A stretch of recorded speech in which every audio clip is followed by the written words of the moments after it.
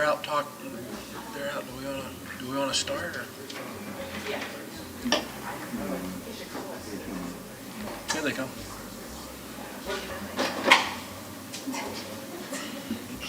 Okay.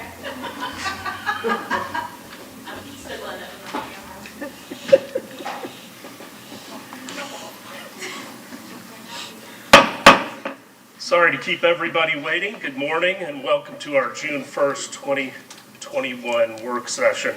I want to thank all of the council for being at the Memorial Day service yesterday, along with the city manager, our police chief, and our Parks and Rec director, Jim Halliez. It was a very nice event. Sadly, it rained for the first time, I think, in 6 weeks. If I'd known that, we would have had one sooner, because we certainly need the rain. We are starting with item 2.1. Thank you, Mayor. Approve the recommendation of the Bluff RFP Selection Committee and authorize city staff to engage in negotiation with City Center Development Group, LLC, for the purpose of establishing a development agreement for the development of the Harborview, City Hall, and Pierce Street sites, and provide an update on the Imagine Blue Water project. Mr. Dell. Mayor, Council, Michael Delk, Assistant City Manager.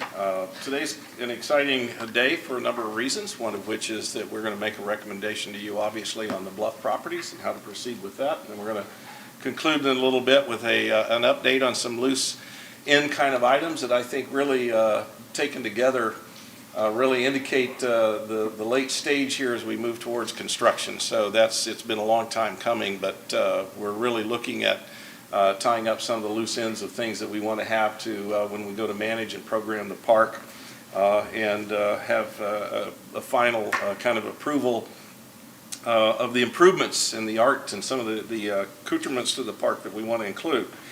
But to begin with, as you're aware, the selection committee reviewed the 5 proposals. 3 proposals, while in some respects were valid proposals, we did not meet the threshold criteria for LEED certification. I'm not sure exactly why that is. I think people alluded to sustainability efforts, but some clearly got our message that that was a right of entry, some did not. I think, we've looked at the development proposals in the context of their suitability for and marketability, viability, if you will, for the Bluff properties. And we concluded final review for Center City Development and SROA Capital.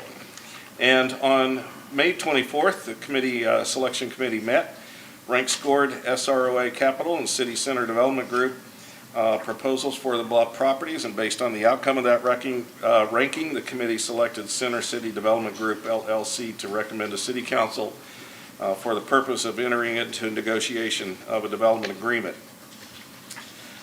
Some of the positives that we can share: density and intensity, mix of uses. SROA was very aggressive in terms of their vision for the Bluff property. Space utilization, park connectivity, there were some strong assets in that area. There was some concern, however, with regard to the same density and intensity in terms of whether or not the market could absorb the extensive number of units and floor area proposed, and I would add over what time period that would be likely to occur. The Harborview site was quite fairly dense from a residential standpoint, adjacent to the library. May have been some concern with the extent of residential in that location, plus the close proximity to the amphitheater. The rent structure, the proposed financials were frankly somewhat incomplete overall, so that a complete assessment, at least as we would have liked to have done, was not possible. But some of the basic assumptions in the rent structures were, and we had some committee debate about exactly how to frame that from a financial standpoint, but I think the bottom line is that those were quite extensively above the current market rate rent structure that we are experiencing right now in Clearwater. So we wanted to make sure that we want to pick a partner who has a reasonable amount of development intensity and density proposed for the site, but we want it to be market viable as well, because we do want to, the whole purpose of this effort is to move to construction. City Center Development Group, on the other hand, There was admittedly some concern that it was underutilized, some of the bluff properties. This is very valuable property. We would, in some areas, like to have seen some additional density and intensity in the center city development. We were also had some concerns about the extent of the parking along the bluff. One property adjacent to between the library and the proposed food hall, part of the concept early on was a 400 space parking garage. So with that kind of a structure, with minimal mixed use to that structure, I mean, that almost becomes a land use in its right. The committee, I think, legitimately had a concern about that. The bluff property is extraordinarily important property to us. It's a very precious asset, and while we all understand the need for and an expectation that we're going to develop parking as infrastructure down the line, the committee felt pretty strongly that the bluff property is not where we want to allocate that parking infrastructure. So we want to activate the edge of the park. So that was a concern. I think the rent structures here again, it's not surprising to us that any development proposal may tend to push the market for new construction. But then on the other hand, I think in conjunction with our HR&A financial analysis team, concluded that the rent structure proposed with the center city development is economically more viable, and that it's not a push in the market that we could not necessarily achieve. And of course, always at the end of the day, after our negotiations, it'll be important what the partnership, financial incentives and so on looks like with any developer that we choose. So the bottom line, we considered Center City Development Group, although not necessarily ideal, to be economically viable, appropriate to the market, and we felt like the public participation suggested by the Center City Development Group would be something that the city would be able to have a successful partnership with. So I think the bottom line is nothing's 100%. They don't necessarily have to be 100%. We believe that Center City Development Group presents us some viable options and some negotiating opportunities. They have, since the ranking, submitted a letter to the clerk saying that they are very pleased to have been selected, and they look forward to negotiating with us in terms of some of those things that we may want to embellish or improve in their proposal. So I think with a willingness to look at some of those things that the committee expressed concern, we're cautiously optimistic that there may be a good path ahead with the Center City Development Group. And if ultimately that isn't able to come to fruition, then we're going to be right back here again talking to you. So I've talked a little bit with the city attorney's office about how we might start those discussions if you give us a green light to do that. So with that, I'll try to answer any questions that you may have. We do have H&R&A folks that will be available by phone this morning on some of the financial details. However, I would tend to caution or suggest that we certainly do not want to commence negotiations here this morning.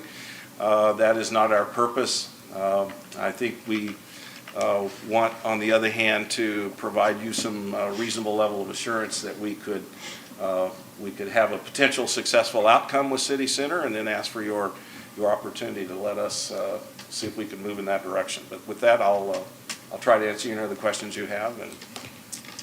Well, thank you, Mr. Doug. I think we need to always keep in mind that two of these properties are going to have to go to referendum. Absolutely. And ultimately, the citizens are going to make the decision, and we need to meet what their expectations are. I think we need to manage those expectations. We want something that's going to move downtown forward, but also is economically feasible and additive to downtown. So I've got a couple comments, but I'm going to open it up to questions and comments from the council first. Councilmember Bunker. Not a question, but I was very happy to see the composition of the city center organization. It looked like a good group of people working together. They have a good track record, yeah, of some construction building. Councilmember Albritton. Yeah, and I did like that Mr. Govan has experience with Clearwater, kind of feels that he understands the history, and I think his ideas were not overbearing, as some were, I think. So what I'd like to see when you go into your other talks with them, that maybe we get a little more information on maybe the different plans for the properties. For instance, the one that next to the library, that I was really glad to see that there was some type of an Armature Works restaurant facility there, but I'd like to see more, something that would help spur the growth of downtown and an active edge on the bluff, maybe with some restaurants instead of maybe food court type of things. But those are things that that I'll be looking forward to when you go and you talk to them, if they'll bring some more information about that out. Councilmember Beckman? I'm happy to see it moving forward, and it's good to decide on someone to negotiate with. I'm wondering when will we get a sense of the asks? So the negotiation as in, these are the things that we'd like to see, and then these are the asks that they're going to be wanting, the incentives. They had a very brief description of their asks. We will refine those as we move along. So we will be working on those. At this point, we don't have asks. We have a proposal, and we will try to negotiate the best we can with what we believe your direction is. If you have any specific, general direction for us, we would like to hear that. For example, they have proposed a significant parking garage next to the food hall, and we'd like some feedback on whether or not you think that is an adequate use of that property. And if you're not prepared to do that, we can come back to you at another time. We do plan on having a preliminary meeting with them and identifying the issues and concerns we have, because there are a couple. So they'll be, obviously they heard our discussion after the two presentations, so they got some feedback that way. But, for example, if Councilmember Albritton wants to see more of restaurants than a food court kind of a concept, at what point are you looking for our suggestions or residents weigh in, or does that come later when we fine tune? The residents come later. I expect you guys to be giving us feedback all along, including now. Like today? And Yeah. you had given us feedback at the presentations. So if you guys have anything specific, for example, I hate this, that would be the time to let us know. Okay. We are, to get to your question, Councilman Beckman, we have identified an 8-week period starting now, trying to wrap up around August 19th to negotiate a deal. That's a very aggressive timeline. I think Pam would probably agree with me on that. At that August 19th, we would bring back to you presumably the basic structure of a deal. That would give us about 4 weeks into October of this fall for the city attorney's office to generate a 72-word referendum question, Okay. or two. 75. 75 words? Yeah, you get Okay, three well, more words. you got more latitude than I thought. That too Be is a very efficient. difficult thing Yeah. to do. So, and I think whoever made the comment, we certainly need to have a good relationship with our community going forward on this, because we are going to need their support, so. And so giving you feedback can be in kind of our weekly meetings if we need to. It doesn't have to be, You us can give individually. us individual Yeah. input, but that input will not become policy, and it won't necessarily find its way into the document because it's individual.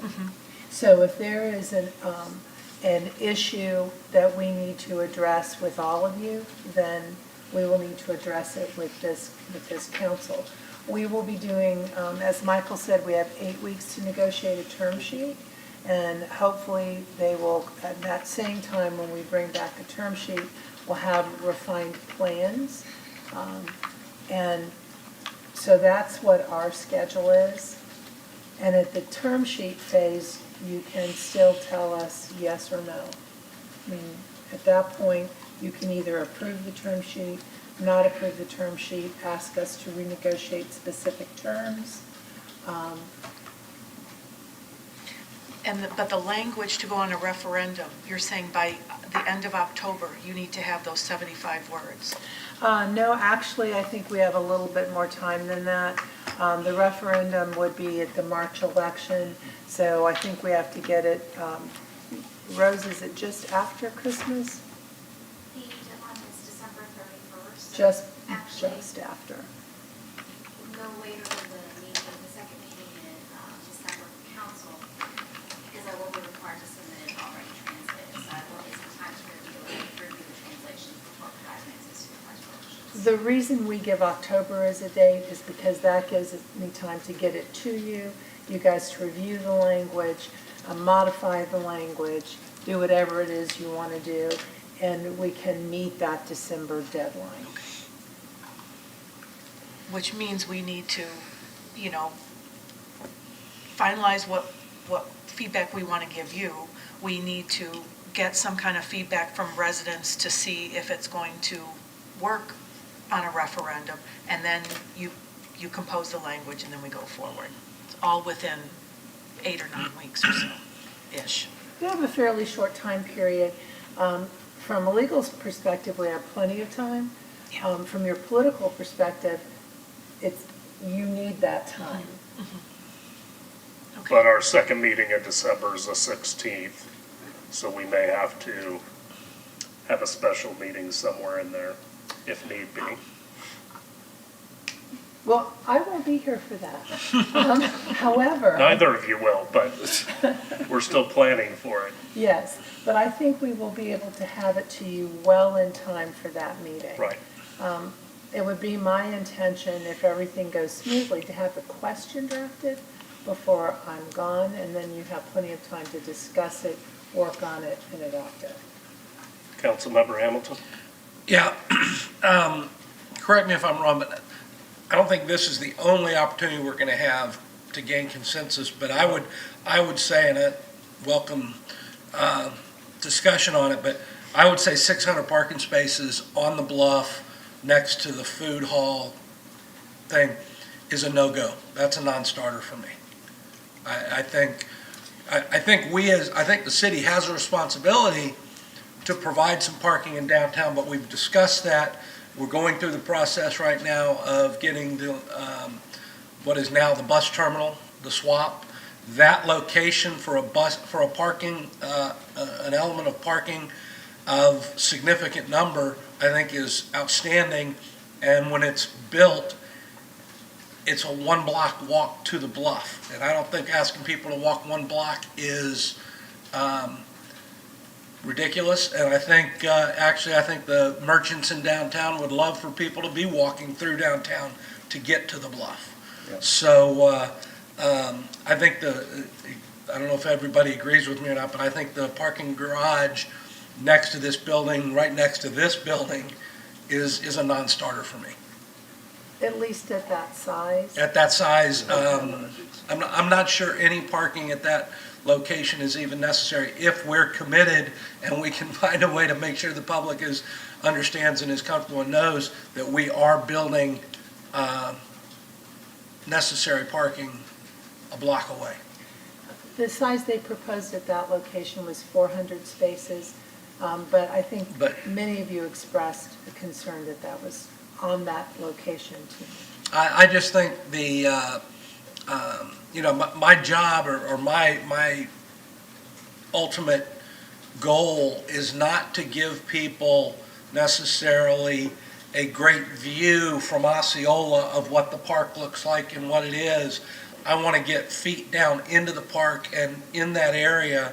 But I think that geographic location is not one that we want to, that area is not one that I want to visually impair Right. with a, I don't care how good you try to make it look, it's still a parking garage.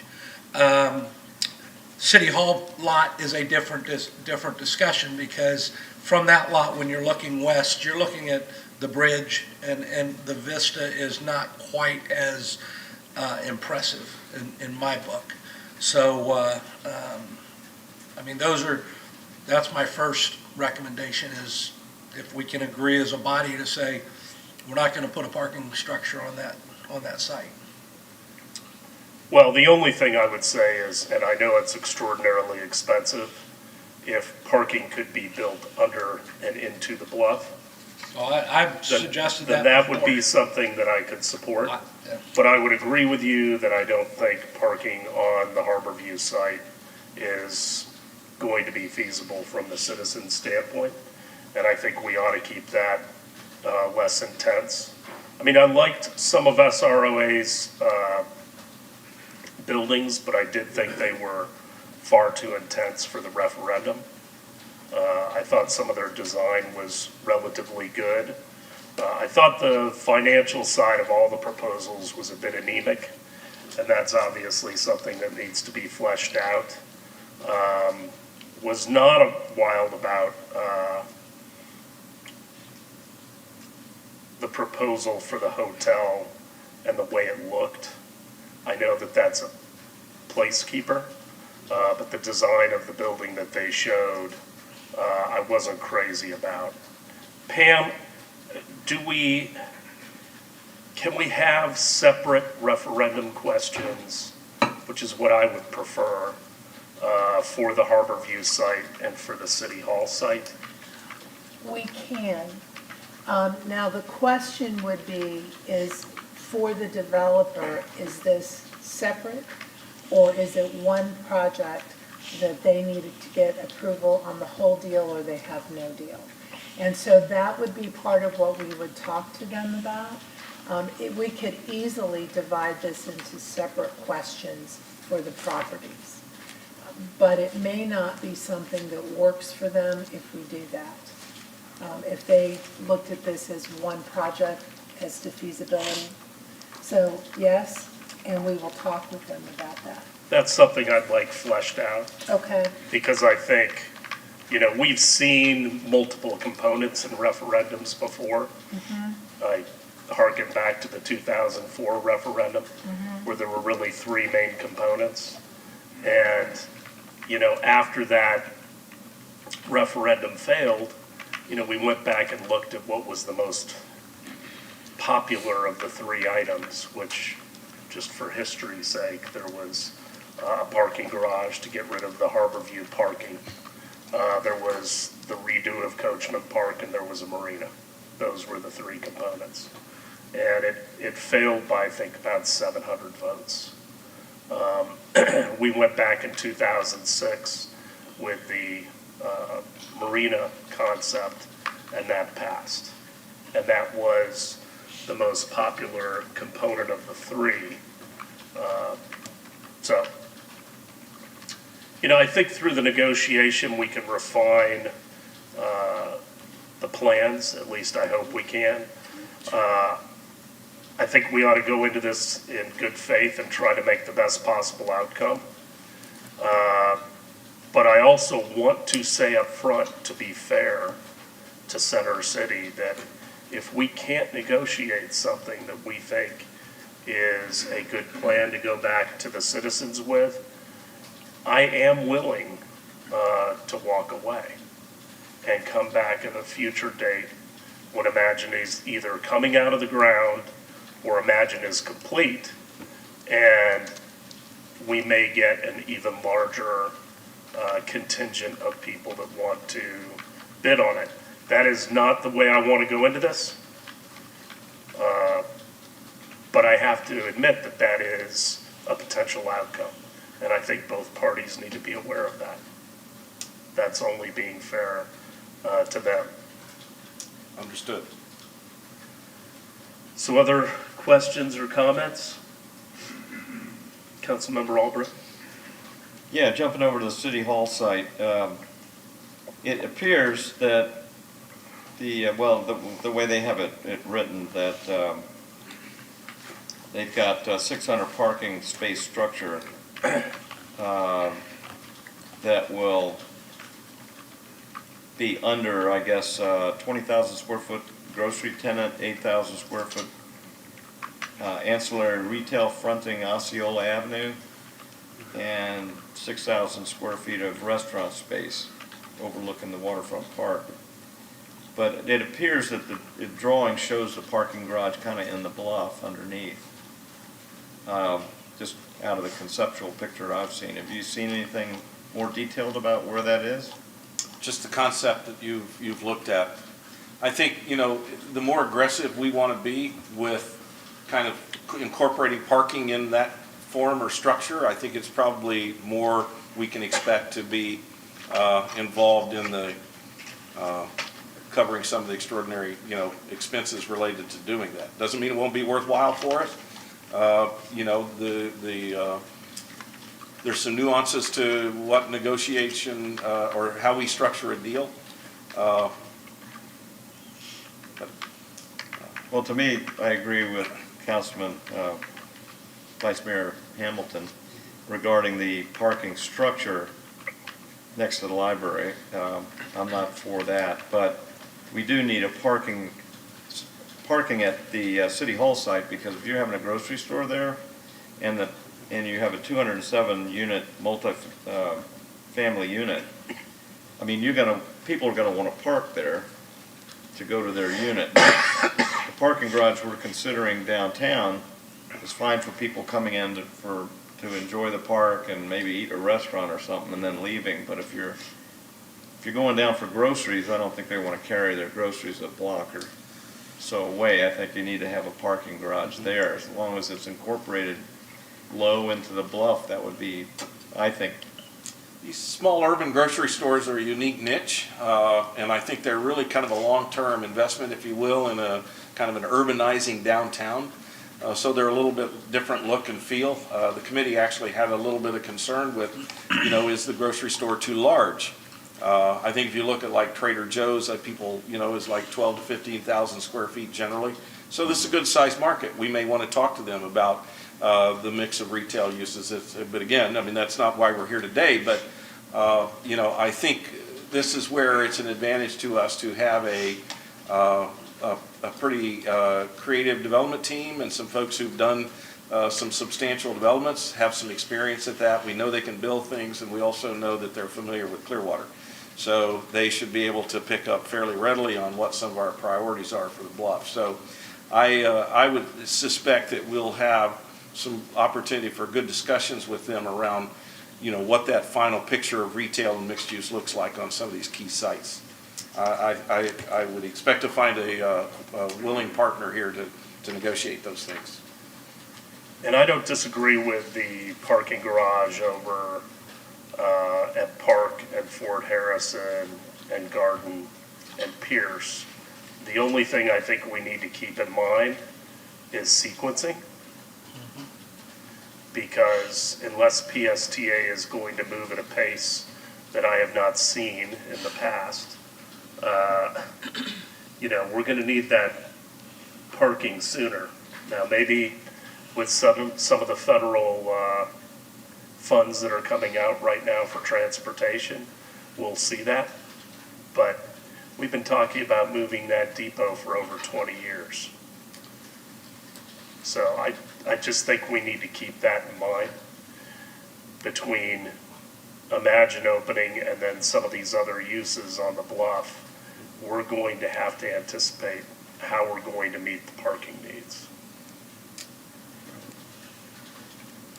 We had a kickoff on PSTA, so their transfer intermodal sites in design. They're going to be doing some survey and all that work, so it's getting started in the next few weeks. So over the next 18 to 24 months, there's some opportunities for some movement on some of these key properties. Who's their architect? CBM, CDM, yep. I'm not sure. CBM is the primary consultant lead. I do not recall the architectural firm offhand. Okay.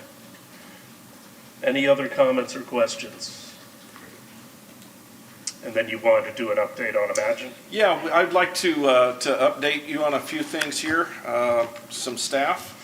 I think we're getting in, again, this is part of the exciting time, so we're not here to, well, first of all, on the last item, we'll need to be back Thursday night for formal authorization for these. So with these items, we're not really asking you for anything, but there are some things about which I'd like to get and have staff to hear some of your directions in terms of the monumentation of the park, and whether, how we want to reflect the Coachman family, if there's a history there that you want to. So there's a few of these things I'd like to get some initial kind of just feedback from you on, and then we'll go on from there. One of the things that I think we're going to start with here, which is the world premiere, Cap, of the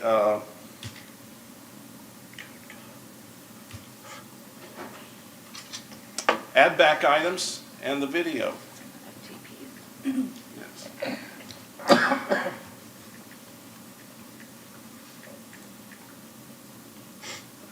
There's an FTP link somewhere in here, isn't there? I also have it on.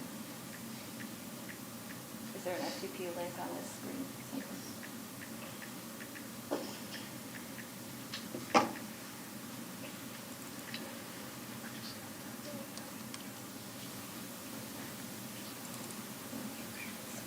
I think I've got it, yes.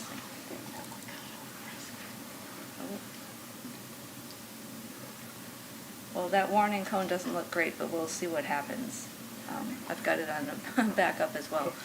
So this is the first thing we're going to start with, is a 3D model video, like a fly-through. You guys have seen one of these before. This has been updated to reflect all the add-backs that we've taken your input from and are recommending be included in the park moving forward. There is music, but there's no speaking, so if that doesn't go, it's fine. I don't want to watch it if it doesn't have music. Let's see. Just try to play it on Google, I guess. Not familiar with them. Not familiar with them. That doesn't appear to be doing anything.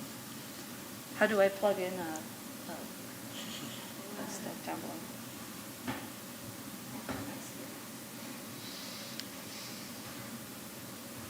Okay, thanks for your patience on that.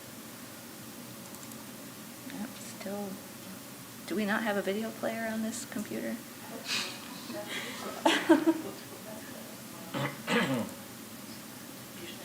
There it goes. Here we go.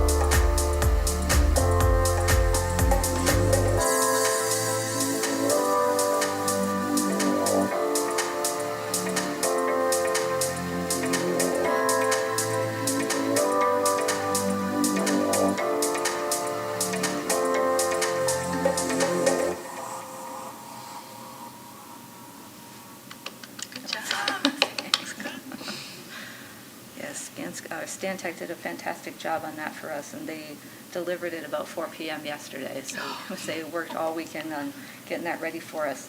So next, we're going to go through a presentation that just kind of walks through each of these additional elements a little bit more closely for you. And there were some questions that came up in our February presentation earlier this year that we're going to respond directly to those in this presentation for you as well as for members of the public who have been asking similar questions. So we're just starting with, this is just the overview with all of our major use areas labeled there on the screen. So next, this just shows us where all of the additional elements that we're recommending exist physically in the park. So everywhere you see a black dash oval, that's physically in the space where we'll find something a little bit extra that you saw in the video as well. Here we have a slide that responds to some of those questions directly. So first, the question was, how many ADA parking spaces are going to be available? Those appear in a blue dashed line. The majority of them are in the southern parking lot, closest to the playground, splash pad, and Doc Masters building there. And then there are 2 at the Cleveland Street turnaround, kind of in the middle of the image, and then 1 off of Drew Street near the band shell. Then the EV parking spaces appear in red. They're also at the southern parking lot there, just that red dashed line. It's a little bit difficult to see. And then every yellow block, that's a potential area for solar panels to be added to any of the new structures that are going to be included. And then seating came up. You saw a lot more seating in the model this time in that video we just saw than you did in February. We heard that, that it wasn't visible, raised some concern, and so you saw a lot of that this time around. And then the major seating zones are outlined in a black dash line on this slide as well. So the way that the rest of this presentation is going to work, so on the upper left of every slide you have what we call a context map. So that's just an overview of the whole park. It's not going to move, it's not going to change. The only thing that's going to be different from slide to slide is where that black dashed line is where we're looking. So if you ever get lost, you can just refer back to that to see where we're talking about. So the first add back that we are recommending is the entirety of the Civic Gateway waterfall feature going down the grand staircase into the park. That was one of the first things that we saw in the model fly-through, and here's a still image of it. Oops. So next, we had a lot of questions about the shade structures. Every shade structure that you saw in the video and that you'll see in these slides is already included in the pricing that we've gotten. So there are a total of 10. There are 5 here on the top of the Civic Gateway, and this gives you another great view of that water staircase coming down as well. These are by Bird Air, I believe. And they are standard throughout the site, so each one is identical, and they fit very nicely with the design of the band shell canopy cover, so it's very cohesive throughout the park. Next, we've got the Coachman Gardens area. On the top is what we had been looking at before with all the value engineering taking place. On the bottom is what we're recommending be included moving forward, and that's going to be consistent throughout these slides as well. Top is old, bottom is current recommendation. So this includes a lot more planting, shrubs, ground covers, things like that, the addition of the shell pathway. And that shade structure is the exception to the rule. Its pricing is included in the cost that's listed there on the left, but that one, because it's in the recommendation image, that one does not exist in the design as it sits today. Right, our interactive water feature, so the old design, didn't include these vertical elements that we're calling the bamboo fountains. They're a little bit difficult to see, but they were quite apparent in the fly-through video. They're just a vertical element that allows water to come downwards instead of just coming upwards. We have 56 jets included, and they have LED light features. They're fully programmable, so it's not just on or off. We can do all kinds of different wave patterns with those as we like to. And I'd like to point out that there are a double ring of palm trees planted around this feature to provide shade, as well as some permanent seating. We can talk about recommended add-backs of shade going around this feature if you like. We have a cost for that and everything, and again, they would just be standard, more of the same that we've already seen. Here's another example of the shade features. So this exists in the upper left. You see the restrooms for the interactive water feature. Bottom right is the water feature itself, and then in the bottom left, we see just a corner of the playground space. So we're anticipating it's going to be a very active area. People are going to want to sit there, rest there, move through that space. So we have not only those 3 shade structures already included, we have a seat wall below them to facilitate, you can watch kids in multiple different areas from that spot. another view of that, and that's the interactive water feature restrooms and the dock master building in the background there. So our playground, previously we had to pare back for cost reasons, but we are recommending, the full add back of everything that you see on the bottom image, which includes quite a bit of additional play pieces themselves. In addition to the blue rubberized surface, the previous design rendition had, just the wood mulch that I grew up on, which was a while ago. So again, the picnic areas, we're recommending that 2 be added around the lake. There had not been any included in the previous design. And these are also an opportunity for adding solar panels to their roof structures. They're quite small, but you can see them there shown what they would look like with the solar panels on them. Here's the shade structure that would exist near the lake. It's just along the walking path, and it's quite bright in here, but the 2 picnic areas are represented in the background, as well as the full add back of the play area in the background. Right. Again, the shade structure that's included up on the bluff walk, there's going to be a lot of art opportunities up here, lots of permanent seating, very passive pedestrian space to be used. So again, there's an opportunity to add one more here if you like to, but there already is one included, as you can see. The question of fencing came up. What's that going to look like? Is it going to be sticking out in the landscape? The answer is no. So the top image shows an example of the 4-foot height landscape fence. So it's quite well hidden in the planting and everything like that. And you can see those exist in our context map. Anywhere there's the red dashed line, anywhere there's the black dashed line, we raise that up to 6 feet for security reasons. So that's going to close in our major event space, as well as the pump facility for the interactive water feature, and just a set of transformers that's over by the parking lot.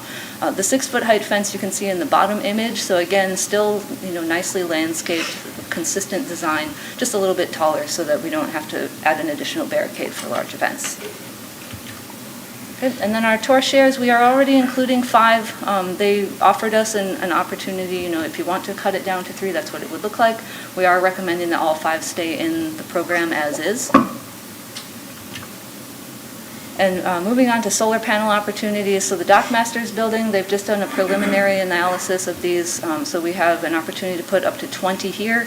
The pricing listed on this, want to be very clear, is only the capital costs, so that's nothing to do with additional design fees that would be required from Stantec, and it also doesn't include any overhead for the contractor to do that. This is, the information as we have it today, and it's slightly incomplete, but those values would not tip the scale into making it outrageously expensive or not. So the bandshell area, there are actually 2 roof areas where we could consider solar panels. One of them is circled there in the context map. The other is just like slightly to, if you're looking at the slide to the right of that. And you can see, these are just additional views of the bandshell. In that lower image, in the top right, if we're peeking through that scaffolding, that's the roof space that we would be putting some of the solar panels on. And then lastly, this is the event restroom building. Great opportunity for solar panels there. I don't know that it's shaded at any point aside from very late afternoon from the canopy. And they estimate that they could put 34. And again, the costs listed here do not include any of the additional stuff at this point. So that's my last slide. I'd be happy to answer any questions you have or go through anything. Video's less than 3 minutes. If you want to see it again, just say the word. Can you send that out to us? Yes. I know it's a large file, but It's I'd like huge, to have it. yeah. I'll have to send you a link. It took me half an hour to download it, so be patient with it. Okay. Vice Mayor? Yeah, I know the old Coachman Park, we didn't have any, but in all these drawings, I don't see any type of lighting for nighttime. I don't see light poles or any type of. We do have a lighting. fully comprehensive program that we've been putting together with Duke. Let me see. Because if we that's, can stop any- Yeah, it's gonna be I very don't well see lit. this park being, when sun goes down, it's done. No, they've done. But yet, none of the drawings are showing Right. lighting. Yeah, I'm not features. sure if they got that far, and, when we develop a model, we can add everything that we know about, There's- or we can stop at a point, and so we had Well, I that had would- to be I mean, here that's- today to do it. But Okay, yes, a I fully just- comprehensive lighting program. As long as that is. Absolutely, Because we're not gonna spend this much money and No. then have it say, well, after sundown, nobody's Nope. gonna be down there, so. Okay. Councilmember Albritton? Yeah, I'm noticing all the conceptuals, and I love it when you're showing pictures, there's always these red trees, you know. And are we gonna have some, like jacarandas down there that add a little color? Because it really does make it Yes, there's a pop. nice variety of mostly native species, and of course, it's fun to put in the model, like what it looks like when it's blooming, nothing blooms year-round. Yeah. We have a great variety of trees going in. Good. And then the only other comment I would make, and this doesn't really, this is another whole conversation, but I do want to talk about the sound from the Performance Pavilion. You know, I think we need to have a discussion on that and make sure that we're not going to be having complaints from Water's Edge, you know, when we get started on events. So to me, I think that's a whole nother conversation. I did get the latest acoustic tests that they did, and I think we need to really look at that and make sure that we're not going to be getting into some issues with that later on. Well, two things improve that, not having a point blank at Water's Edge. Absolutely, That I was know a that. concept. And then secondly, the roof should help because they can use directional speakers. Yes, and the bandshell canopy it's got 3 layers to it. It's not just for rain cover and shade. It's got an acoustical membrane included in it as well. Councilmember Beckham. Mr. Horn, you had something to add, let me. Well, no, yeah, I'll wait till after. Okay. Well, thank you for that presentation and for the one-on-one meeting last week. So it was super informative. I'm super excited about the solar on the buildings, and it equates to the number of kilowatts generated, equates to supplying 10 to 15 homes with solar, you know, with energy throughout the year, so that's good. It's interesting, though, the anticipated demand for electricity in the park versus, you know, what solar is going to do there. So it's certainly not a net zero park by any means, but it's wonderful to see that proposal coming forward. And even, you know, there's some concern I have about the 2 little buildings. I guess they're the restrooms by closer to the bridge, maybe, that they might have, you know, more shade and their payback Oh, I think you won't be meant quite as. Is it the picnic structures? Yeah, by the picnic structures. But you know, there's a benefit to having solar, first of all, anywhere. But there's also a benefit if people are able to look over the bridge and see solar there, and you know, maybe it's more visible from the bluff than maybe the back of the house. So I'm all for it. And I think it looks like a wonderful park. I like the consistency of the shade structures and that it coordinates or complements with the amphitheater cover that's now a full cover. And I would ask with the size of that file for the video, can we put the video as well as this presentation on the city website so residents can have access to it? And we can, you know, that way That they sounds can, like a thing we can do. they can look at that. That would be great. Thank you. Councilmember Bunker. Yeah, if the video could go up on YouTube, on the city's YouTube channel, that would be the easiest way to get it out to everybody. I'm also happy about the solar panels, and I think the expanded garden was beautiful, and I think it's worth putting in the full playground. It adds a lot, and I think it really gives a sense of a completed project. Well, to talk about additional shade structures, do we just ask? Mr. Horn. Oh, he had a comment. I just want to share a couple of comments related to landscaping. As you all know, we, as a city, we really put a lot of emphasis on the Memorial Causeway. I mean, that area looks beautiful all the time because it's such a signature statement that we're making as you enter the beach. I noticed that when I make trips to South Florida, I always noticed that their landscaping, wherever it was provided, was very intense. And it looked like it experienced significant investment. I mean, it looked absolutely beautiful. I wasn't quite sure who was spending the money to make it that way. But as I look at the park, I am concerned that as we create this landscaping footprint, that we be fully behind making sure it looks the way we want it to look all the time. That's number one. Number two is palm trees.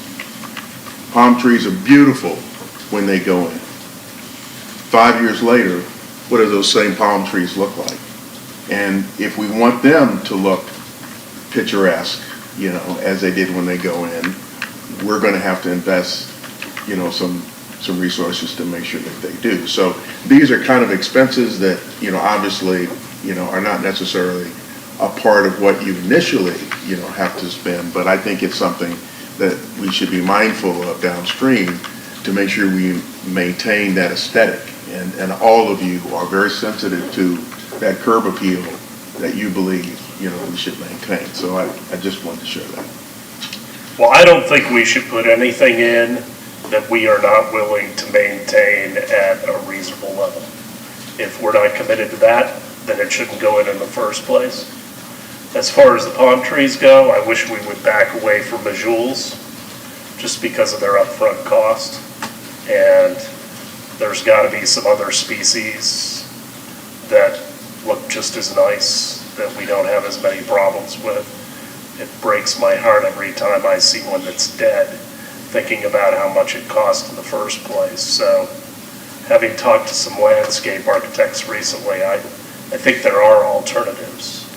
I think we've just gotten committed to majules in certain locations, and for consistency, we have to have those, but I don't think down in Coachman. Do you want to touch that? Oh, no, Okay. So go ahead. Oh, I had I talked briefly about that there's an opportunity to include an additional 5 shade structures. There are 10 already included, and you saw all of those in our one-on-ones. I laid out that there would be an opportunity for 2 additional ones at the splash pad, 2 at the playground for seating for parents, and then 1 on the North Bluff Walk. So when we ask for, approval to go forward with everything that's recommended, those are included in that. So when are we going to have this discussion and make decisions? well, What's your timeline? we're going to be back in probably, I think the last date that was around July, August, probably August with the GMP. So I want to make sure that it's clear where we are. We are going to come back with you with about a $10 million adjustment to the park. We want to add all these things that we're showing you, including the shade structure, so that's going to be on the table. I think this, for us, is kind of the icing on the cake. Really kind of restores more of that original vision that you all have expressed some serious interest in. There's a lot of additional things on the list that aren't covered here, which are technical, infrastructure, cameras, security, and a lot of those things. So that's all of those, and the add backs add up to about $6.5 million. But we're going to bring all that back to you in a final form with the GMP in July and August. And so we're going to know what those contingencies are, and that's when that'll happen. But unless you tell us otherwise, this is going to be the park that you're going to get.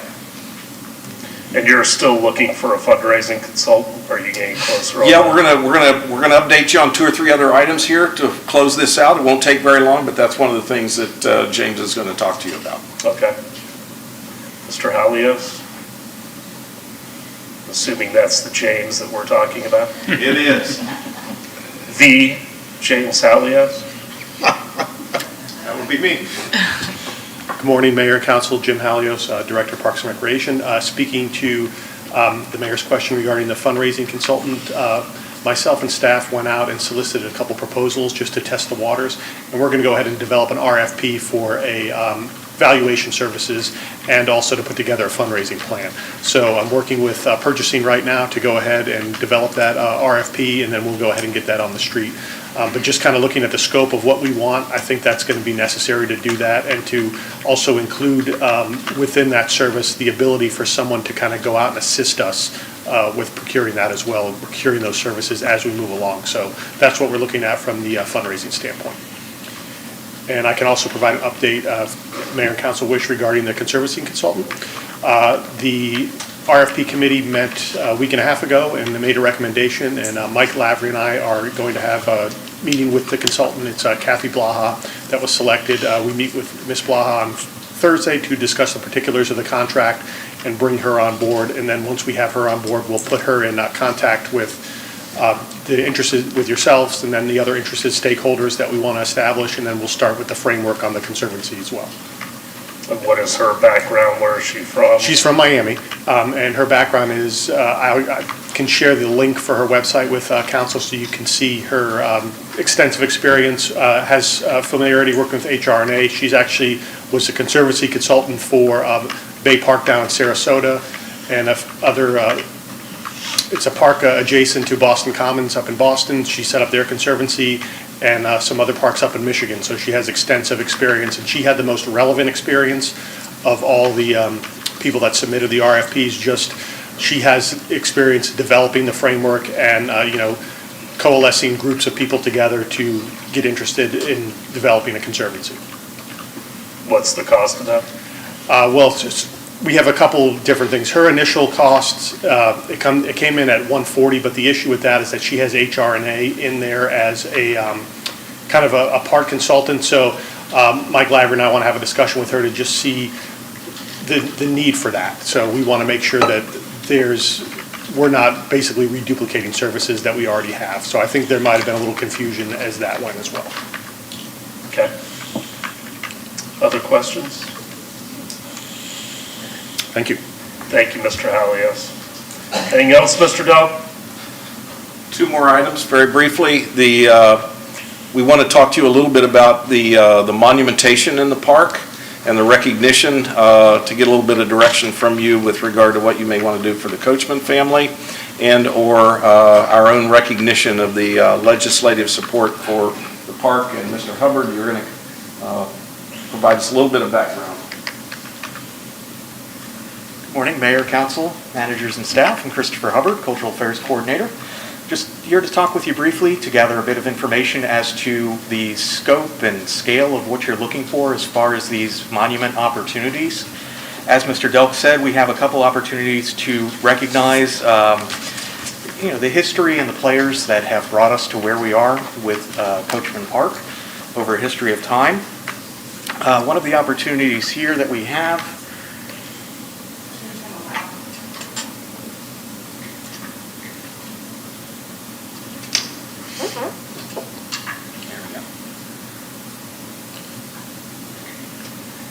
One of the opportunities we have here is a traditional style of historic marker. Now, these are very recognized for documenting historical dates and individuals and the history of the site. They're fairly standard, fairly inexpensive. The limitation is that they only have about 1,000 characters limit for text, so we'd have to be very succinct. However, it does capture a good opportunity for encompassing the history and development of the park.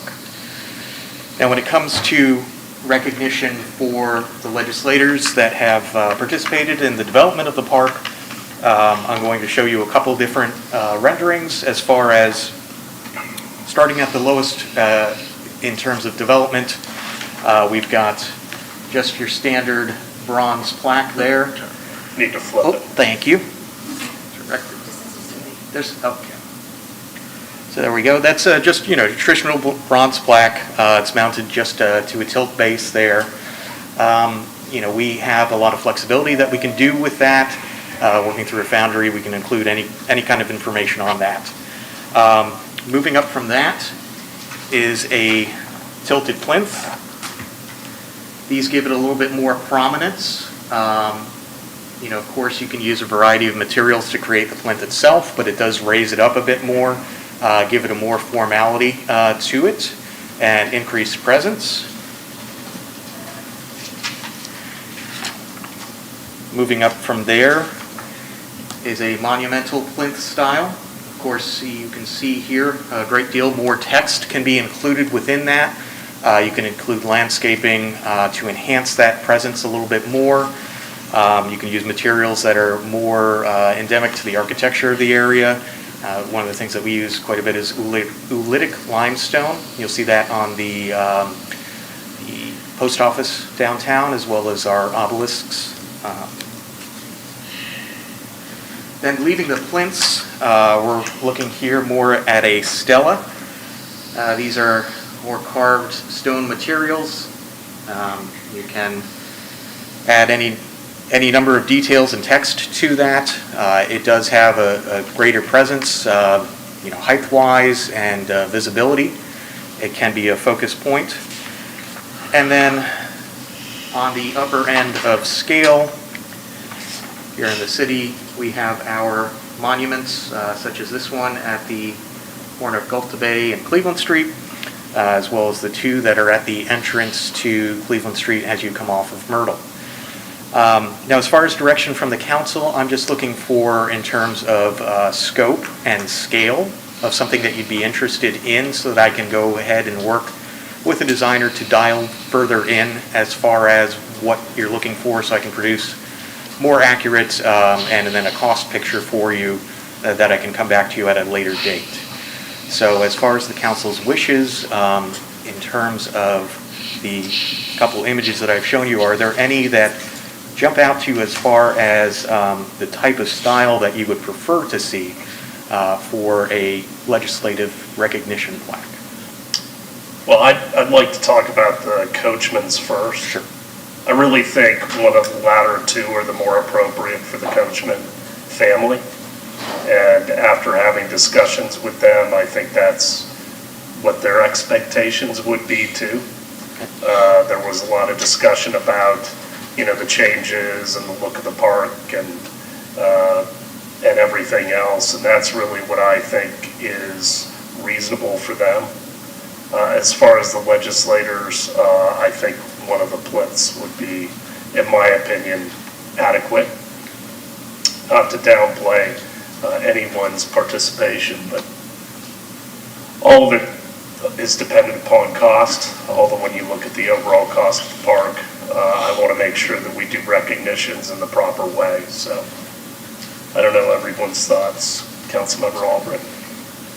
I think the monolith is too big for the park. I mean, it's great for a designation going into a part of the city like downtown or on the causeway, but I think if you went back a couple of slides, if you wanted to put them separately, you could go with a smaller little monolith, I guess you'd call it, or you could put them all together in one and have something like that. Did you want the stela or the more plinth style were you referencing? Well, I don't know. I mean, maybe you have something like that for Coachman. It could give a history of it, and then something a little smaller for designation of legislative. Councilmember Beckman.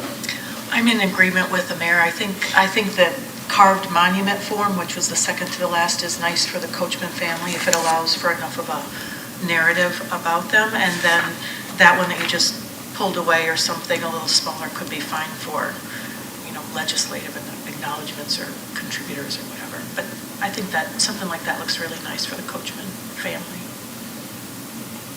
That's just my 2 cents. Councilmember Bongar. I agree with that.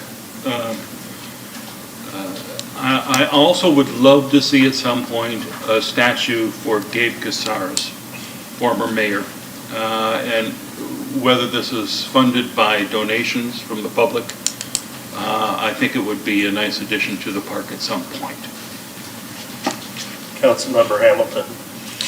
Well, I think something like this is appropriate to a degree for the Coachman family. I think, and I know the Coachman family well. But the size of this park, the Coachman family's portion of what was once the Coachman family's portion of it, is a relatively small portion. But I think by still recognizing the entire park as Coachman Park is, significant, and I think it's the right thing to do. I think probably this is this, or maybe a little smaller, because I'm sure that's not the only size that's available in. is right. Now, the question is, where is the proper place to put it? You know, is it right on the, you know, the grand entrance, the grand staircase or whatever, or is it somewhere, is there another place in the park? You know, that's something that has to be decided. As far as legislators, you all are going to make that decision. There were a lot of people who made decisions and made commitments before the five of us that were involved in this, and you know, how far back are you willing to go for recognition? I mean, so to do that, but I think probably this one, I think the last one you showed in the sequence, I think is probably a little large, a little ostentatious, for lack of a better word. But I would say something like that, and give the you know, the history of the park itself and the coachman's contribution to it is fine. Mr. Horn. Yes, just a couple of comments. From a practical perspective, whatever monument we settle on, the writing, we need to make sure you can read it.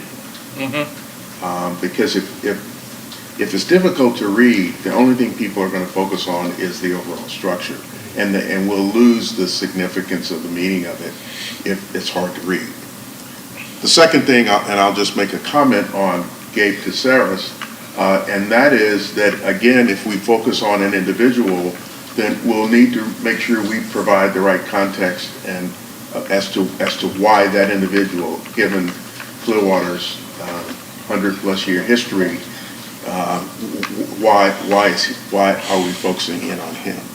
And then the third point is that I believe that once we agree on the recognition for Coachman Park, Vice Mayor, I think the particular small portion of what that really represents is going to be lost on the public. Absolutely. I mean, they're going to look at the park as Coachman Park, the whole thing, and making that distinction, unless we want to find some special way to do that, I think it's going to be kind of for naught. Councilmember Albrecht. Yeah, just to agree with you, when I go to other places, I like reading plaques.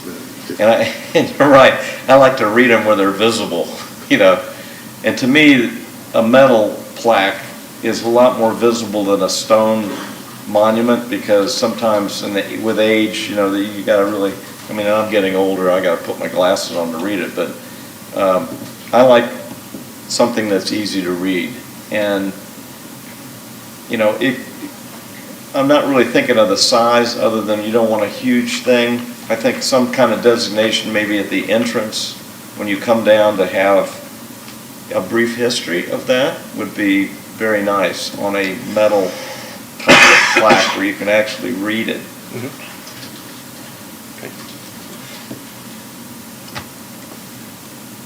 So do you have the guidance you need? I do. Yeah, I can start There is to. none.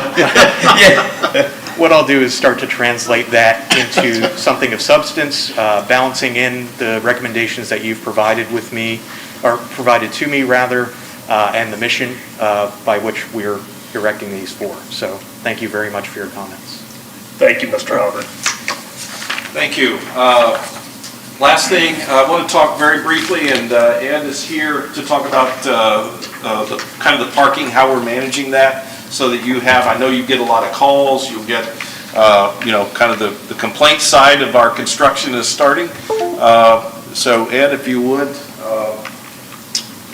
And I mentioned to you on Friday, we're going to look at the accessibility issue over the long term, and we'll have a plan for that with you shortly. Thanks, Ed. Thank you.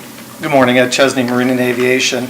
I think it's important for us all to be unified on our parking plan that we develop for downtown. The marina tenants are probably going to be the ones most inconvenienced now, because they're there more often than anybody right now. So I worked with the parking division, engineering, and public communications, and we put together the best plan we could.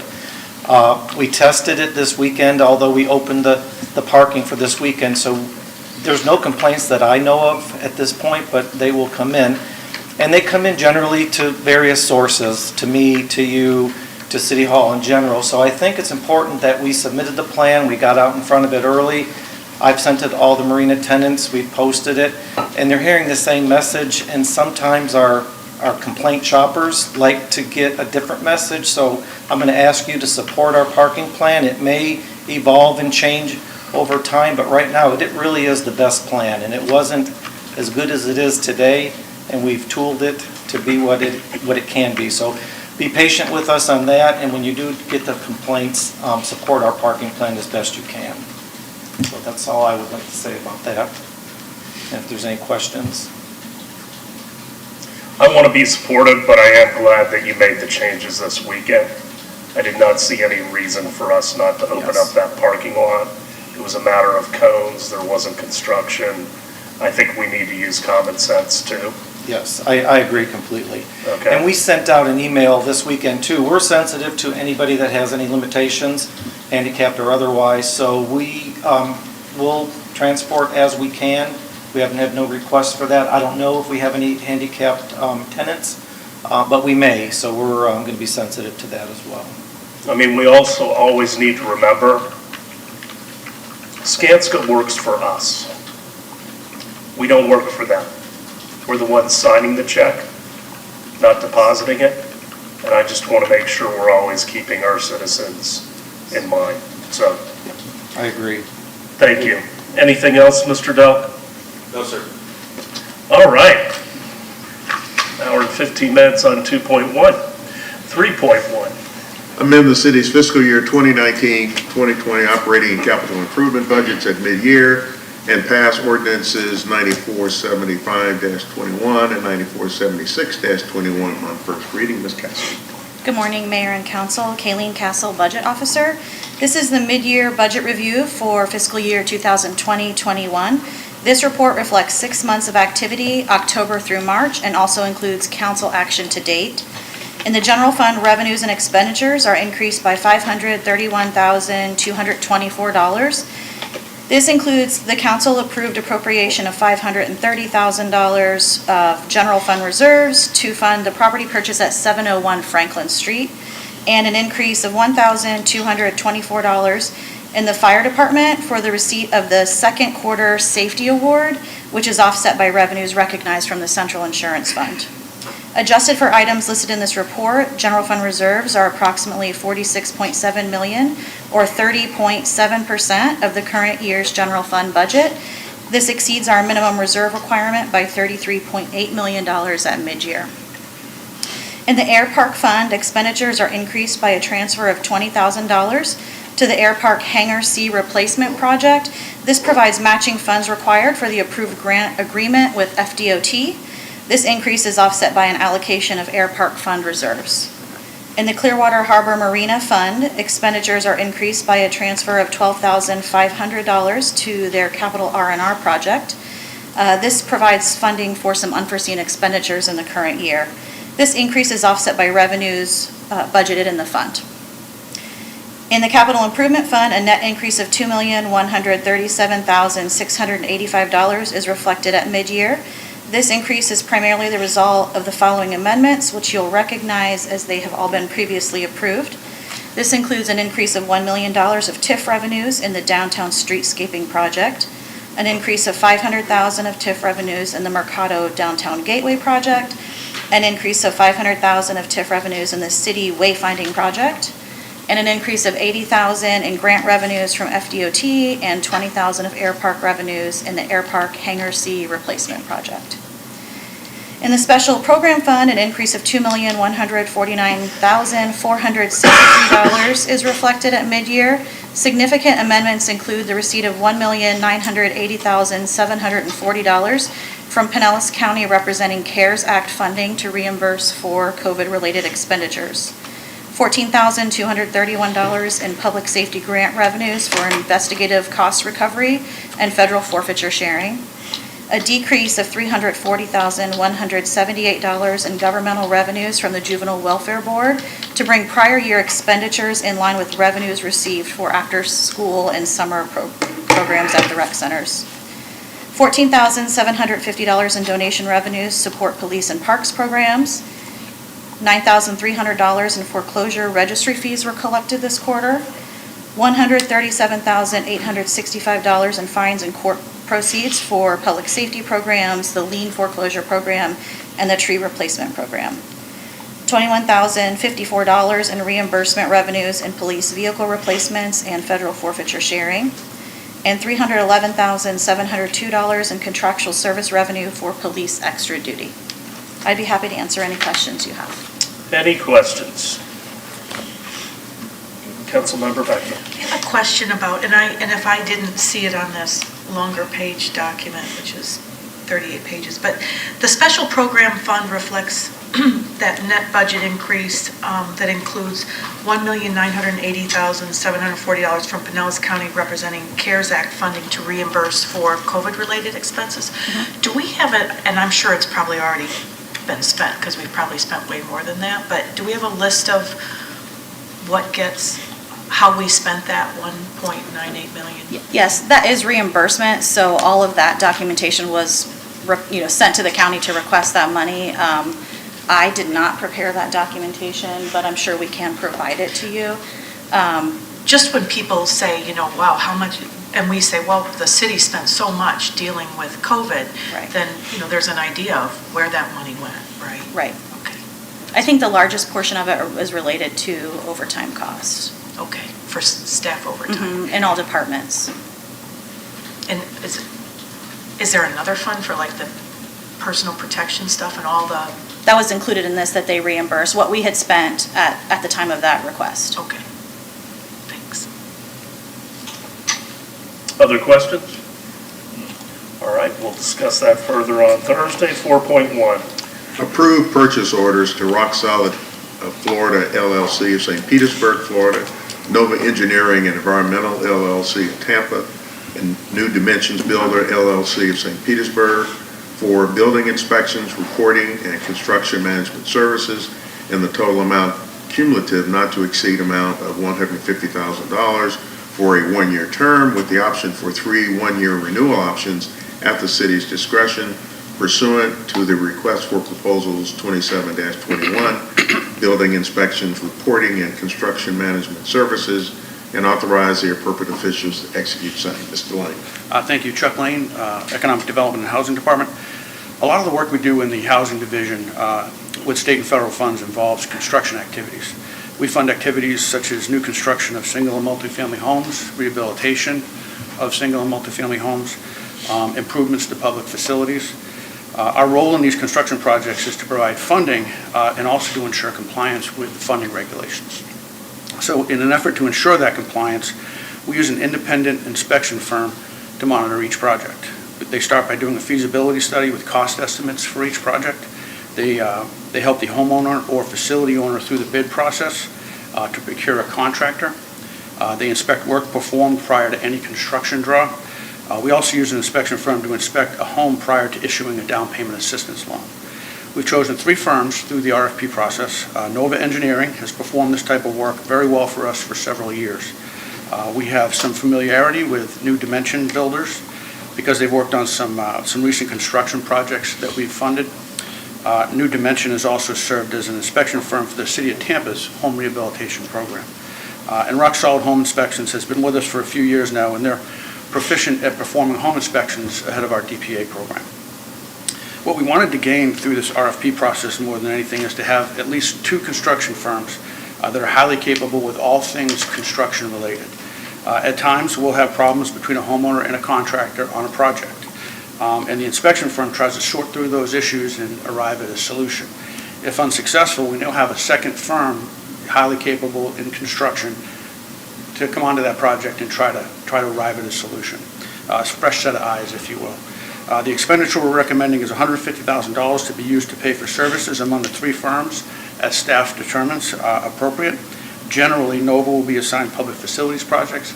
New Dimension will be assigned home rehabilitation projects, and Rock Solid will be limited to inspections under our DPA program, Down Payment Assistance Program. We use grant funds to pay these services, so it does not impact the general fund. So I'll take questions, please. Questions for Mr. Lane? Councilmember Beckman. I just have a question about process or procedure here. Are these the only ones that responded to an RFP?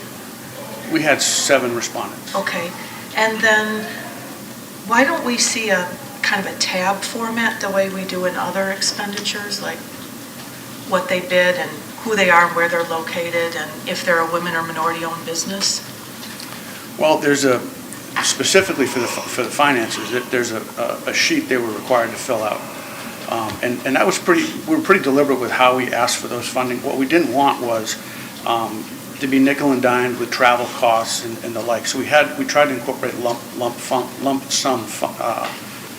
cost estimates in that financial sheet. So otherwise, we followed our RFP process with the procurement division. So I'm not sure exactly what you're looking for. Okay. It's not in there. So this type of a procurement decision doesn't require, the same format as some of the others? Well, they did respond with prescribed tabs that they had to fill out, they had to go through, and we had the ranking criteria. Okay, and I read that stuff. Okay. That's good. Okay, thank you. Okay. Other questions or comments? Consent? Yes. Yep. 5.1. Approve a professional service agreement with Hazen and Sawyer of Tampa, Florida as the wastewater collection system program consultant in the not-to-exceed amount of $18,647,400 for a 6-year term pursuant to RFQ 11-20 and authorize the appropriate officials to execute same. Mr. Brown. Good morning. My name is Jeremy Brown. I'm the engineering manager for utilities. Mayor and council, I wanted to thank you all for taking the time to meet with staff during the one-on-ones a couple of weeks ago to discuss this project. You may recall it's primarily intended to address issues within the wastewater collection system. It consists of 2 main components. The first is overseeing our replacement and renewal contractors that we also refer to as our point repairs contractors. And the other aspect is to design new projects, including a few that were identified in our wastewater collection system master plan, and they were recommended to be completed within 5 years, and so we included those projects. It's a 6-year contract, and it's not to exceed. I'm happy to respond to any questions. Questions? Consent? Yes. 6.1. Thank you. Thank Approve you. a purchase order to Keystone Excavators, Inc. of Oldsmobile, Florida for site improvements at the Long Center located at 1501 North Belcher Road for a guaranteed maximum price of $491,519.16 pursuant to RFQ 40-20, Construction Manager at Risk Services, continuing contracts, and authorize the appropriate officials to execute same. Mr. Alias. Thank you, Mr. Horn. Good morning, Mayor, Council. This is Jim Halios, Parks and Rec Director. The item that we have before you today is for resurfacing of the existing asphalt at the Long Center and replacement of existing curbing at the Long Center. Initially, we had funds set aside to do a more robust parking area, which would have went into the playfield, but after further study, we decided that use of that playfield did not really warrant us needing to put another, adding more parking in there, and also what we would have to mitigate for swift mud and stormwater reasons by adding asphalt parking in there led us to just go back to redo our existing parking that we have, and also redo the existing asphalt in the structure. So I'd be happy to answer any questions regarding that. Any questions for Mr. Halias? Councilmember Albritton. Yeah, I looked at the contract, and was that original curb in there extruded curb? Is there a reason why we're removing it and replacing it, or? It's damaged from what's in there from over the years of not having it, properly maintained. So that's the reason why a majority of that curb is just damaged beyond repair. So that's why we're adding that back in. Are they doing extruded, or are they doing actually upright curb? I believe it's upright. I'll have to double check on that for you. Okay. Other questions? Consent? Yep. Thank you. 7.1, thank you, Mr. Halio. Approve a construction manager at risk agreement and proposal from Biltmore Construction Company, Inc. of Bel Air, Florida, for the construction of temporary fire station 46 for the GMP of $338,914 persistent to RFQ number 18-20 and authorize the appropriate officials to execute same. Chief Ellis. Good morning, Mayor and Council. Scott Ellis, Fire Chief, Clearwater Fire Rescue, and along with me is Jeff Walker, who's our engineer that's been working on this project. This item before you is to request approval for a construction manager at risk agreement and proposal from Biltmore Construction, Inc. of Bel Air for the construction of temporary fire station number 46. This temporary fire station is to provide continual service for the businesses and residents of North Beach as we move to construct the new fire station 46, of which we will bring to council for approval in August. We're about 90% right now on the plans for that as we move forward. The temporary fire station will use a city leased modular dormitory building, a 20 by 50 carport, a 40-foot air-conditioned Connex box for bunker gear storage and offices for Parks and Rec, paved apparatus driveway, crushed shell parking, and a screened chain link perimeter fence to house Engine 46 and Rescue 46. The guaranteed maximum price for this is set at $338,914, in which funds are available in the Fire Station 46 capital improvement project. With that, I'm happy to answer any questions. Questions for the chief? Councilmember Albrecht. So what happens after the temporary fire, the new fire station's built? What happens to McKay Park there? Yeah, so as we move through that, it's to try and figure out what the public wants in that. We'll work with Parks and Rec like we've been doing up until this point on how that is supposed to go back to the original, but there has been discussion from individuals that would like to see something different there. So we'll look at that and how we budget for that. Okay, all right, thank you. But it'll basically be restored, and then Correct. Parks and Rec can deal with it from there. That's correct. So that's not your problem, just restoration. We want to be good stewards. No, I understand. I just want the public to understand that. We've heard about pickleball courts and other things. And so, Yes, sir. other questions? Councilmember Beckman? I mean, I'm sure you've accounted for this, but are you a little worried about temporary structures during hurricane season and stuff? So this has been a very complex project, and it still becomes complex. But point well taken, and because it is utilized as a temporary fire station, it has to meet certain criteria. So we did an exhaustive search for this particular modular that meets those requirements. But depending on what the hurricane season looks like, it could be bad. But you're also moving apparatus out because we can get storm surge, so they're not necessarily staying. That is 100% correct. Yeah. We don't stay on the island. If depending on the severity of the storm, we move all our assets off the island back to a more safer area. And once winds get to 50? 50 miles an hour, we take the units off the street, but then, Right. yeah, that's another element of it. That's correct. I mean, everybody is essentially asked to evacuate if it's Right. Right. significant storm, so theoretically, only the real desperate will stay on the island. Yeah, usually, Or dedicated, dedicated. Yeah. And they'll be by There's themselves. people who have assets to protect. Any other questions? Consent? Yes. Okay, 8.1. Approve a purchase order to Crown Castle Inc. of Clearwater, Florida for internet service provision for the city's wide area network in a not-to-exceed amount of $174,240 for a 36-month term ending June 30th, 2024, and authorize the appropriate officials to execute same. Mr. Mayor. Mayor, Council, Crown Castle is one of our 3 internet service providers. We did do a re-architecting of their service to us, so we come in off of 2 different portions of their grid service to add some resiliency to our new data center and EOC facility.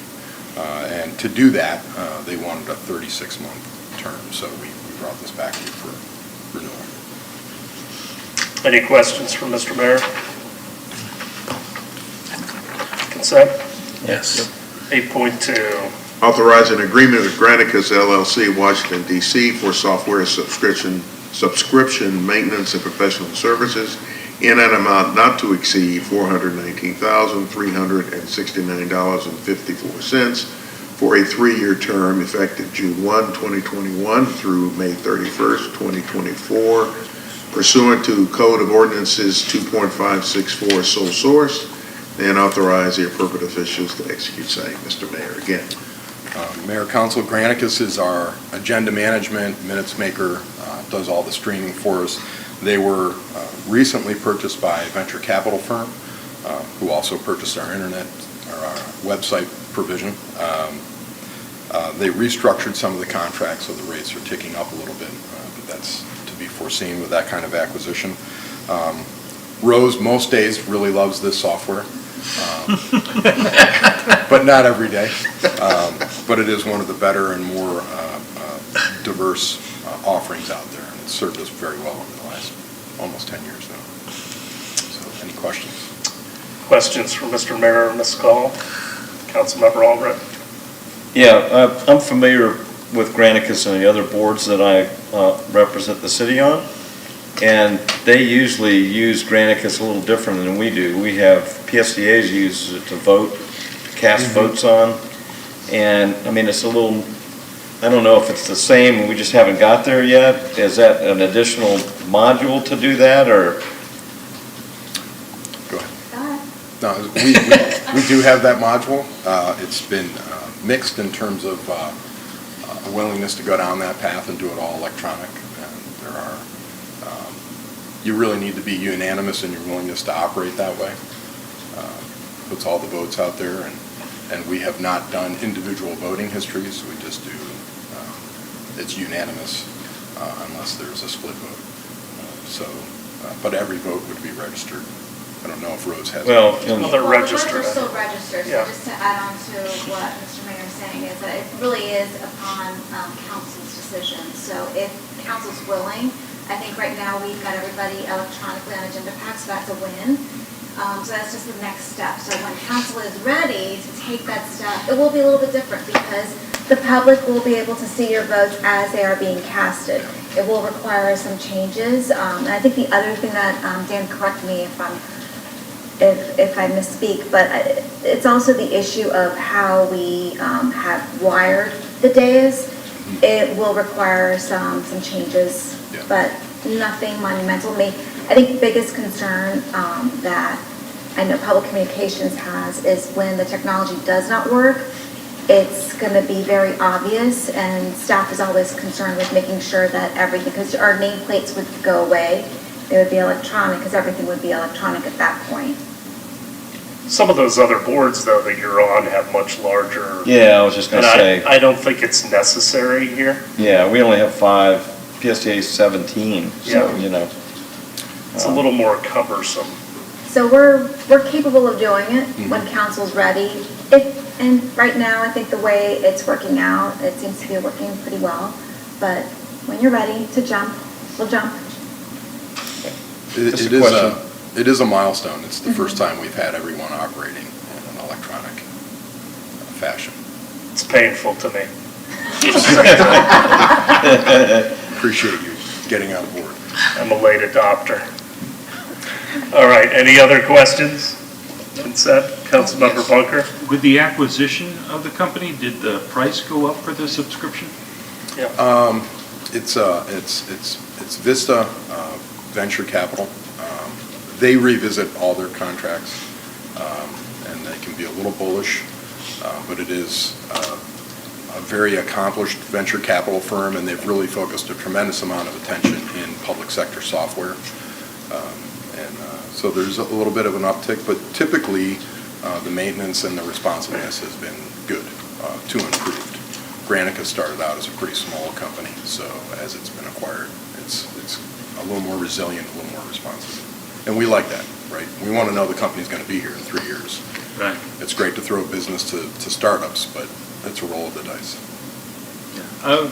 I certainly like using their software, but $419,000 was a lot more expensive than I thought it would be. For 3 years. For 3 years, yeah.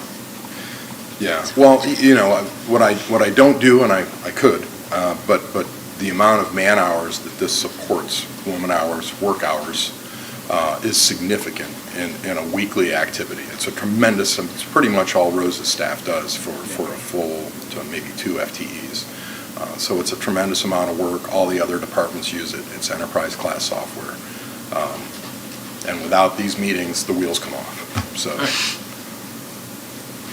Well, if Rose wants it, Rose gets it. Isn't that the rule?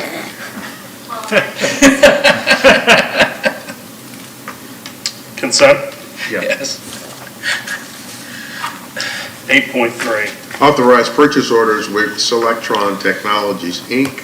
of Portland, Oregon for software subscription maintenance and professional services for a 5-year term and for Atlas Insight for a 3-year term effective June 1, 2021, in an amount not to exceed $313,542.50 pursuant to Code of Ordinances sole source, and authorize the appropriate officials to execute same. Mr. Mayor, one final time. Mayor, Council, Selectron is a partner to Acela, which is our permitting system. And they have always provided our interactive voice response for call-ins. You get the menu and you respond there. They've added features, and this investment will provide us texting. So a contractor, when they've made repairs, can schedule a reinspection to their appropriate building inspector and expedite the process, as opposed to having to come in and schedule a meeting or go online and make a request and wait for an email response. This goes right to that person, and the software will then schedule it for the appropriate inspector. Along with this is another sizable investment in software for this operation, but we feel that this enhancement, along with the automated allocation of the inspector's time, will improve their responsiveness and support their effort to improve customer service with that group. Questions for Mr. Mayor? Councilmember Albrecht? Yeah, is this, this is an app for mobile devices for the inspectors, right? Correct. Okay. Yes. And it has to integrate with the mothership, so to speak, so we can record all that interaction. It treats the building inspectors as an asset, and they have X amount of time, and then they also have different specialties, so you can't just get any inspector. You have to get the inspector that's assigned and has the licensing to do the inspection that's appropriate. So it breaks it down, and it does that asset allocation and scheduling. It also provides, there's a portion on there, the Atlas does provide some routing as well. We're trying this for a 3-year term. So the majority of this, the 5-year is the base IVR that we've always used. So we're doing a 5-year renewal on that. We're trying the Atlas piece for 3 years to see if this improves experience and customer satisfaction, and if it's an ease of use for the department to be more efficient. If after 3 years we find it's more heartache than benefit, we can discontinue that contract. Thank you. Yep. Other questions? No. Consent? Yes. Yep. Thank you very much. Thank you, Mr. Mayor. 9.1. Reappoint Thomas Henson Jr. and Julie Phillips to the Brown Hill Advisory Board, term expired June 30, 2025. Council members, we're reappointing these individuals in a respective categories. So one is Mr. Henson is the owner business rep, and Ms. Phillips is the government employee, city employee, code inspection. Any questions? Consent? Yes. 9.2. Reappoint Rosemarie Kibitlutsky to the library board with a term to expire June 30, 2025. Everyone comfortable with that? Consent? Great. 9.3. Appoint one member to the Parks and Recreation Board with a term to expire May 31st, 2025. Council members, in your agenda pack, you had the only applicant we have on file, Mr. John Devotie, for your consideration. I thought Mr. Rodriguez is eligible for reappointment. Oh, I'm sorry, yes, he is eligible for reappointment. So if you wish to reappoint Mr. Rodriguez, he is eligible, and then there was the one applicant, John Devotie. I would say we reappoint Mr. Rodriguez. I agree. Yes. Everyone comfortable with that? Yep. All right. Can I make a little statement about the legislative text on this says that the Parks and Rec Board meets, Advisory Board meets quarterly, but they changed that to Yes, monthly. I'll make Yeah. sure Judy changes that. 9.4. Appoint one member to the Community Development Board as the alternate member to fill the remainder of an unexpired term through April 30, 2022. Council members, in your agenda pack, you had Mr. Nils Kushta has moved out of city limits, and that is the reason why he has resigned from the board. And for your consideration, there were applications for Mr. Muhammad Abdul Rahim, Chelsea Allison, and Nicholas West. Over the weekend, we received another application. That was what was waiting for you on the dais, and that was an application for Travis Norton. This is for the alternate member. The former alternate member was Mr. Kushta. The individuals that, we don't have any other applicants that fill the professional desired categories. We do have one other resident representative, Miss Mary Law. She is a mediator and attorney, so she really fills more of a resident representative. And the rest of the individuals on the board do fill one of the professional categories that we request. Mr. Flaherty does too? Yes. Okay, He is a professional engineer. all right.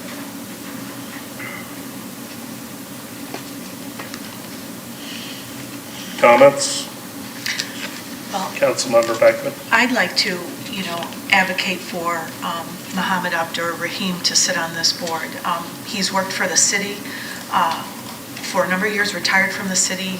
He's worked in stormwater, so he has certainly a ground level view of city and planning and development. He's not yet served on a board and has submitted applications to serve on boards. I think he represents diversity and unique experience.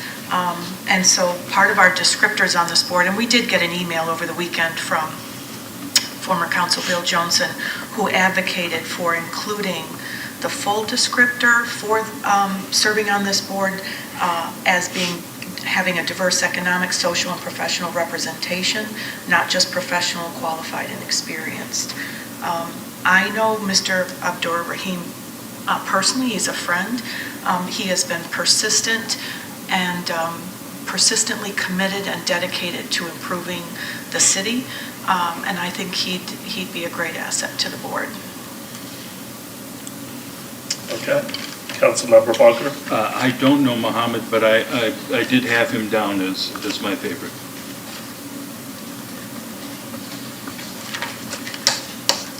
Vice Mayor, Councilmember Albritton? Well, I mean, I know Muhammad, I've known him a long time very well. Great individual, very active in the community.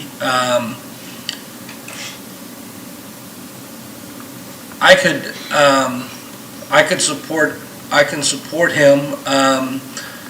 I'm the other applicant, of the other applicants, the one that we just received this morning, I know has extensive real estate background. Don't know him personally, but with Mr. Cush coming off, I think the qualifications of Mr. Norton mesh well with this board, but I can support either Mr. Norton or Mr. Rahim, Abdur Rahim. Councilmember Albritton? The four that, I think they're all qualified, but I would be for recommending Mohammed as well.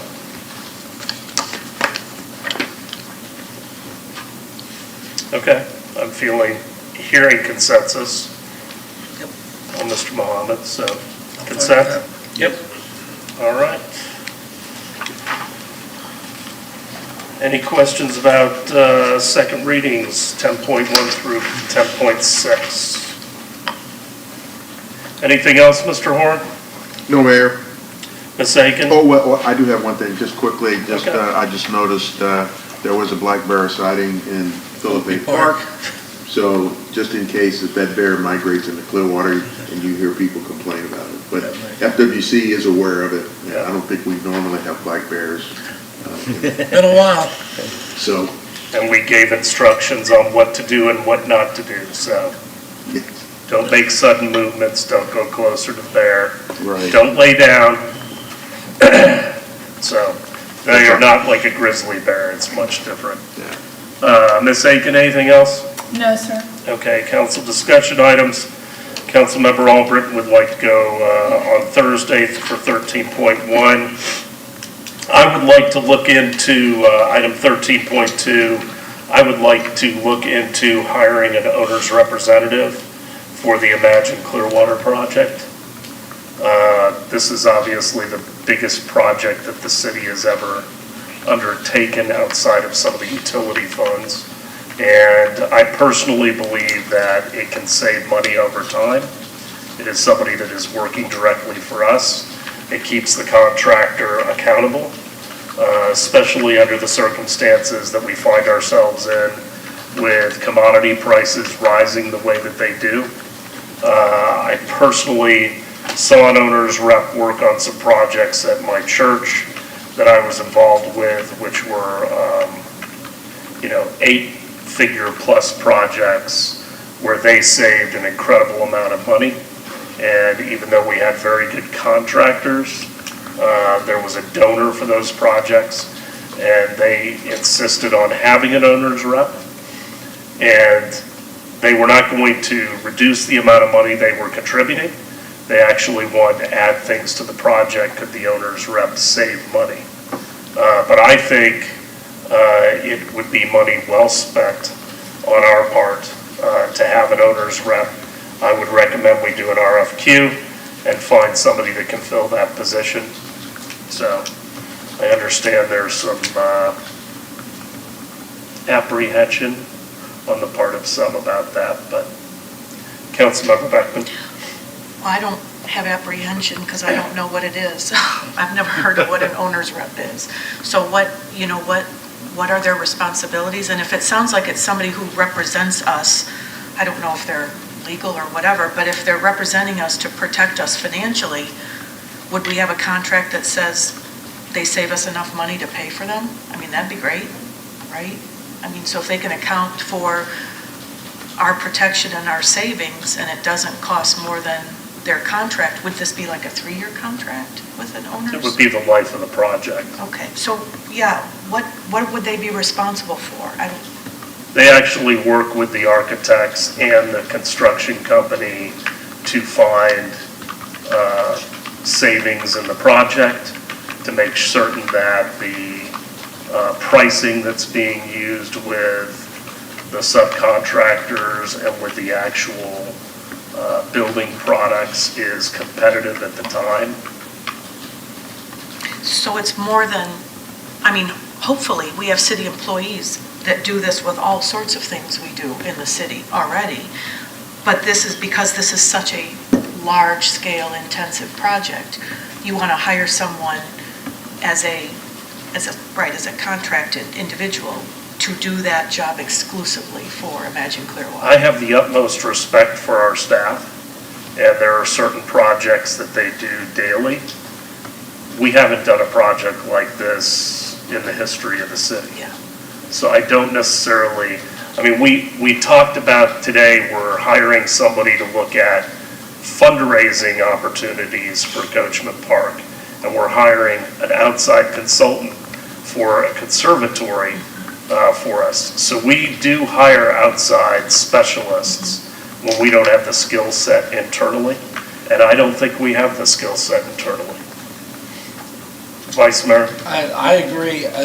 In the private sector, a private project of this magnitude or, numbers of this size, invariably the project, the owner will have a owner's rep to oversee, and this is a very common practice. And I think, given the scope of what we're doing with Imagine Clearwater, I think it's money well spent.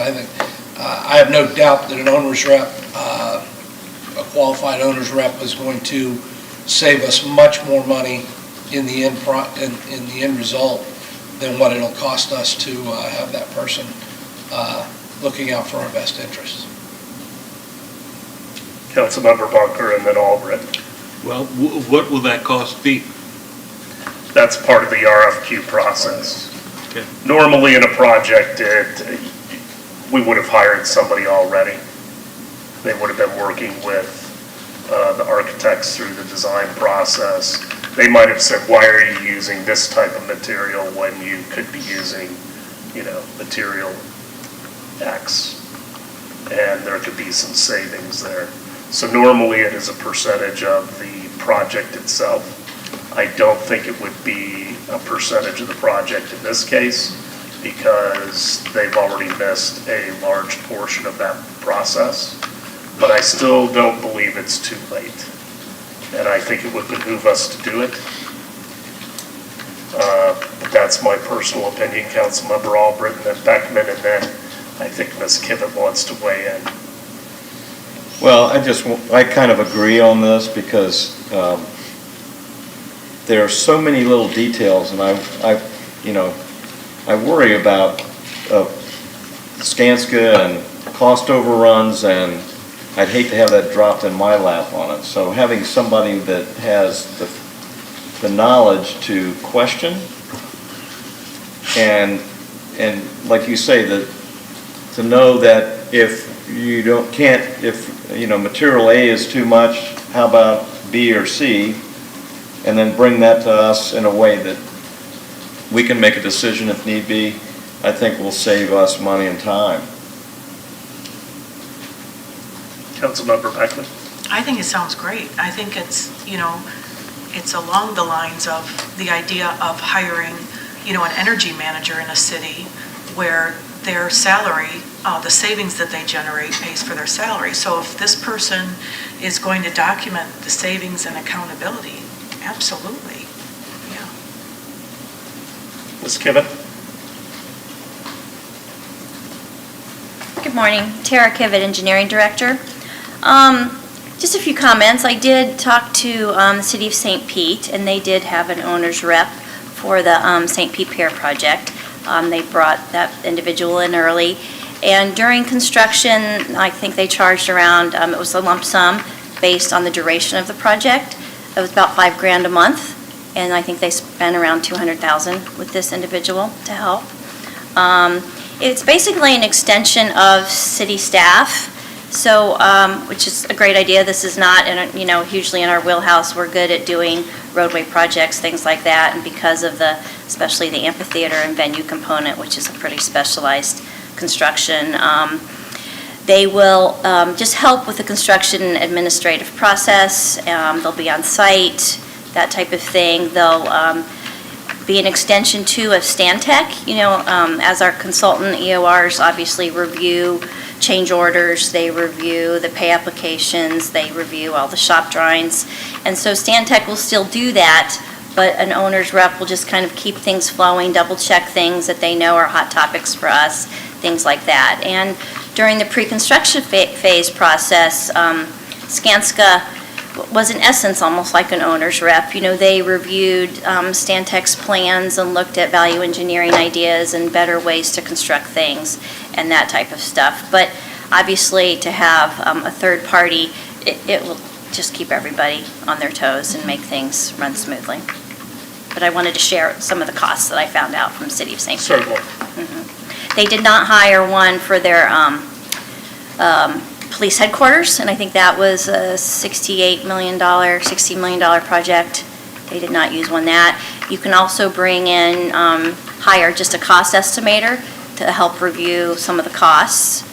But an owner's rep may not necessarily save enough versus what they're charging us. I'm not sure that will actually come to fruition, but they will definitely help the process go more smoothly. Well, I think it's not only staying on budget, but also on time.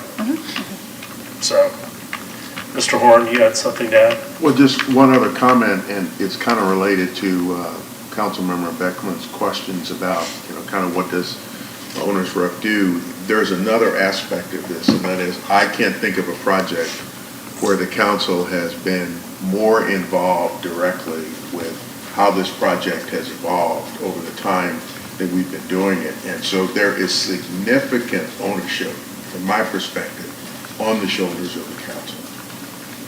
And so as this thing rolls forward, I think the council has always wanted our residents to have high confidence in the council's decision-making. And so we want this project to come in appropriately and there be no criticism. You know, when I became the manager in 2000, even on an interim basis, I mean, we had a couple of projects that was just nightmares for us. I mean, it was always in the press. We could do nothing, you know, to turn it into something positive.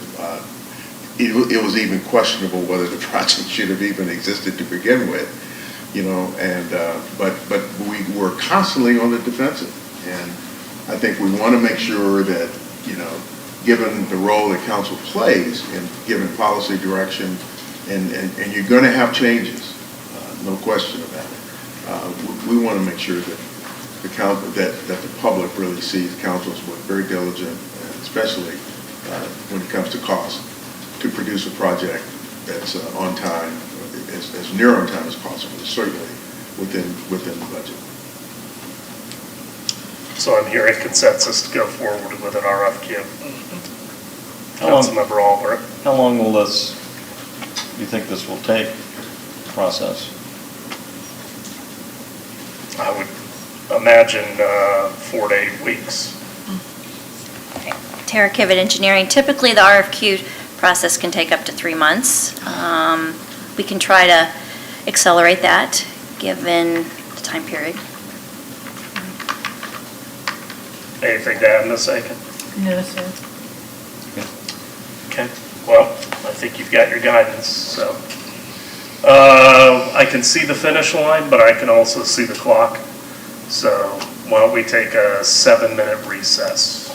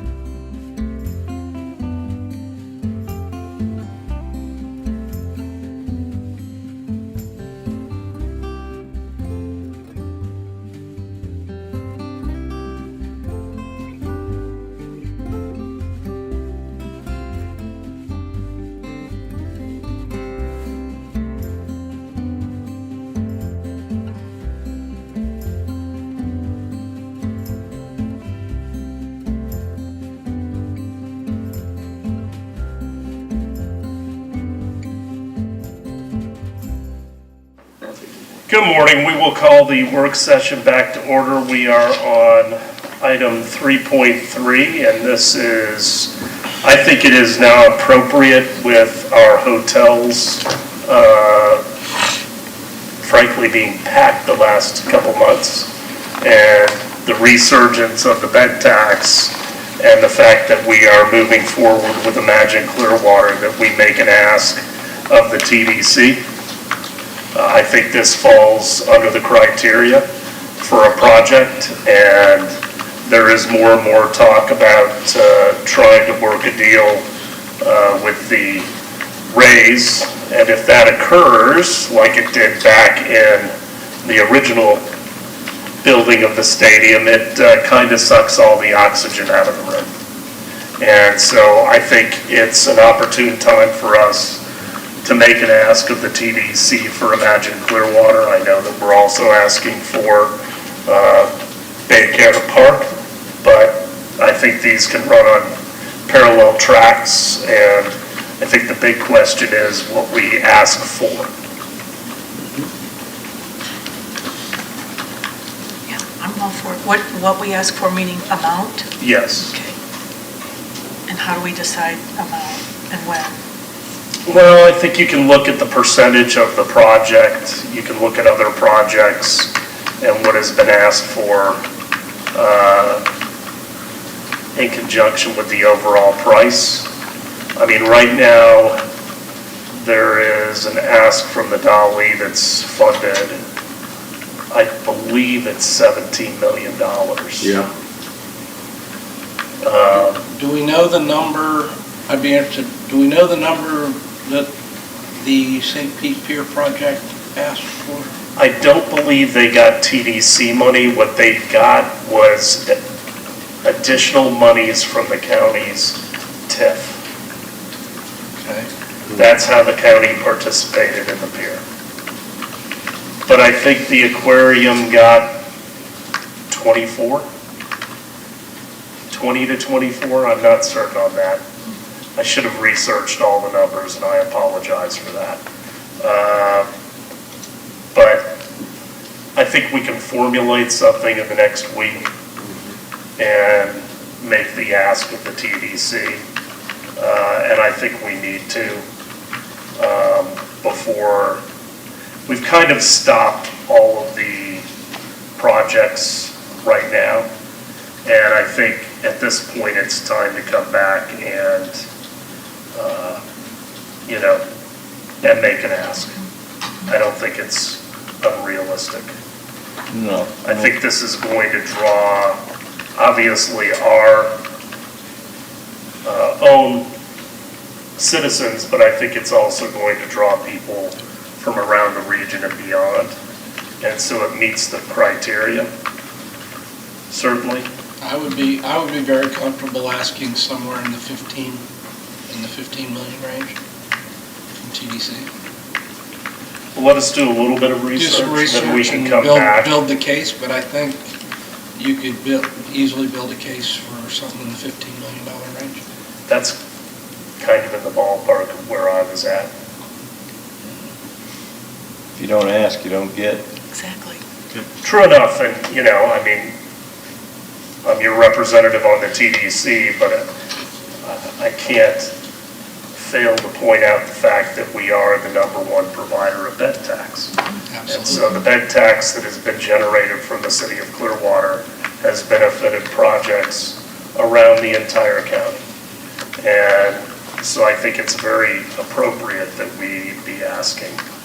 So let us formulate something, and we'll come back to the council before making that formal ask. Mr. Delk, do you need any other information for that? No, sir.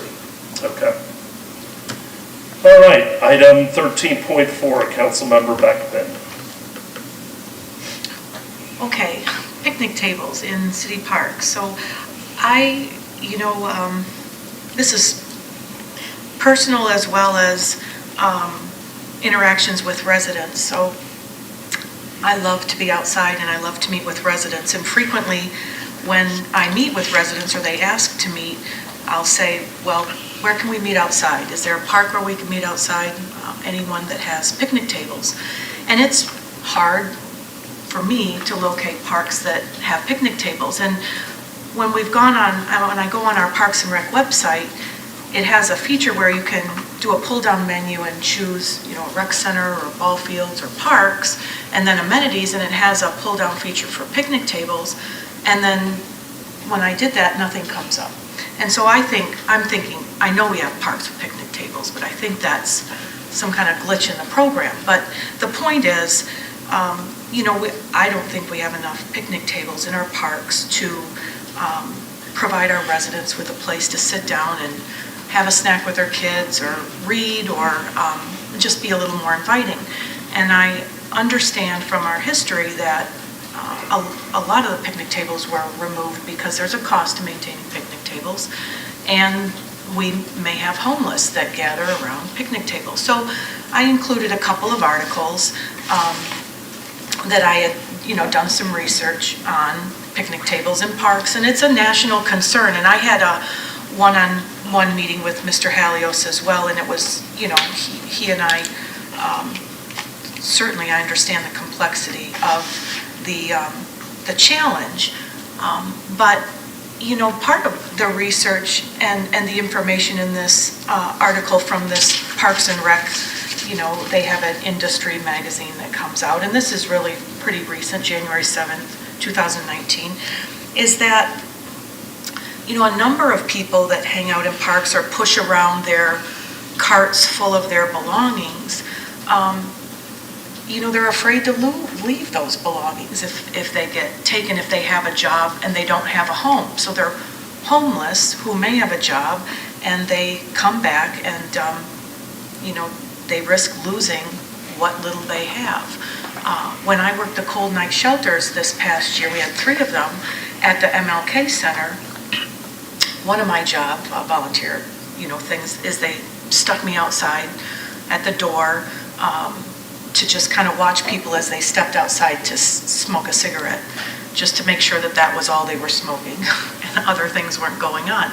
So, I'd stand out there and chat with them, and a lot of them, we talked, and they said, Clearwater's a good place to be homeless, they said, because there are meals that are offered. There's food and there's shelter that they appreciated. But a number of them talked about the pickup jobs that they have and how they're earning income to supplement, Social Security or whatever they're on. And it wasn't enough for housing, and that's why they were homeless. And they talked to me about hiding their belongings in bushes and parks, and a number of them hid stuff over in Largo, believe it or not. But anyway, it is complex. But I would like to see our parks be welcoming to our residents who are working and have a job and have a park across from them, and want to sit down at a picnic table with their children. And I'm thinking, if we try it in a couple of parks. First, I know Chief Slaughter talked about, I asked him a question, I think it was last week, about do we have portable cameras that we could put in a park to kind of monitor some behavior? This might be around bathrooms as well. I know that there's a concern too about bathrooms being unlocked. At the Parks and Rec Advisory Board meeting last week, a resident wrote in about, why don't we have a sign on the door of bathrooms that explains, number one, why they're closed and how to get them open. If you're going to have an event or whatever, this is, how you need to contact, who you need to contact if you want these, bathrooms open for your birthday party or whatever you might have in a park. So it's just, those are some of the things I've been thinking about with figuring out how to get some more amenities back in our parks for our residents.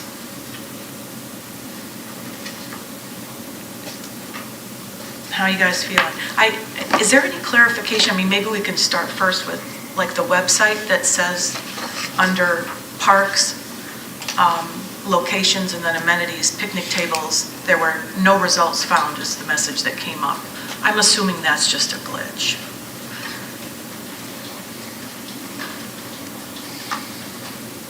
Jim Halios, Director Parks and Recreation. Yes, that would be a glitch, so we'll need to go through and look at that. And, to the larger issue, I think, and Councilmember Beckman, you and I discussed this, and I know this is one thing that the manager and the mayor and I have been dealing with on a frequent basis, is the amount of garbage that we see.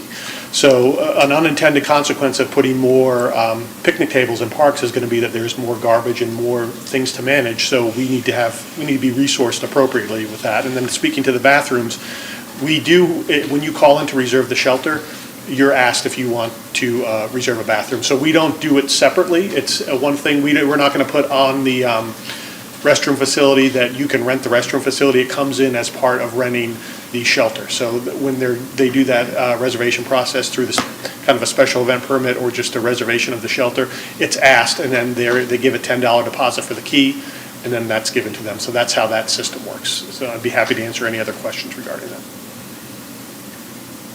Vice Mayor. Well, I mean, I can see, a lot of our, especially our neighborhood parks, do we or do we not have picnic tables in our neighborhood parks? Because I think the smaller pocket parks are not necessarily where the homeless population is hanging out.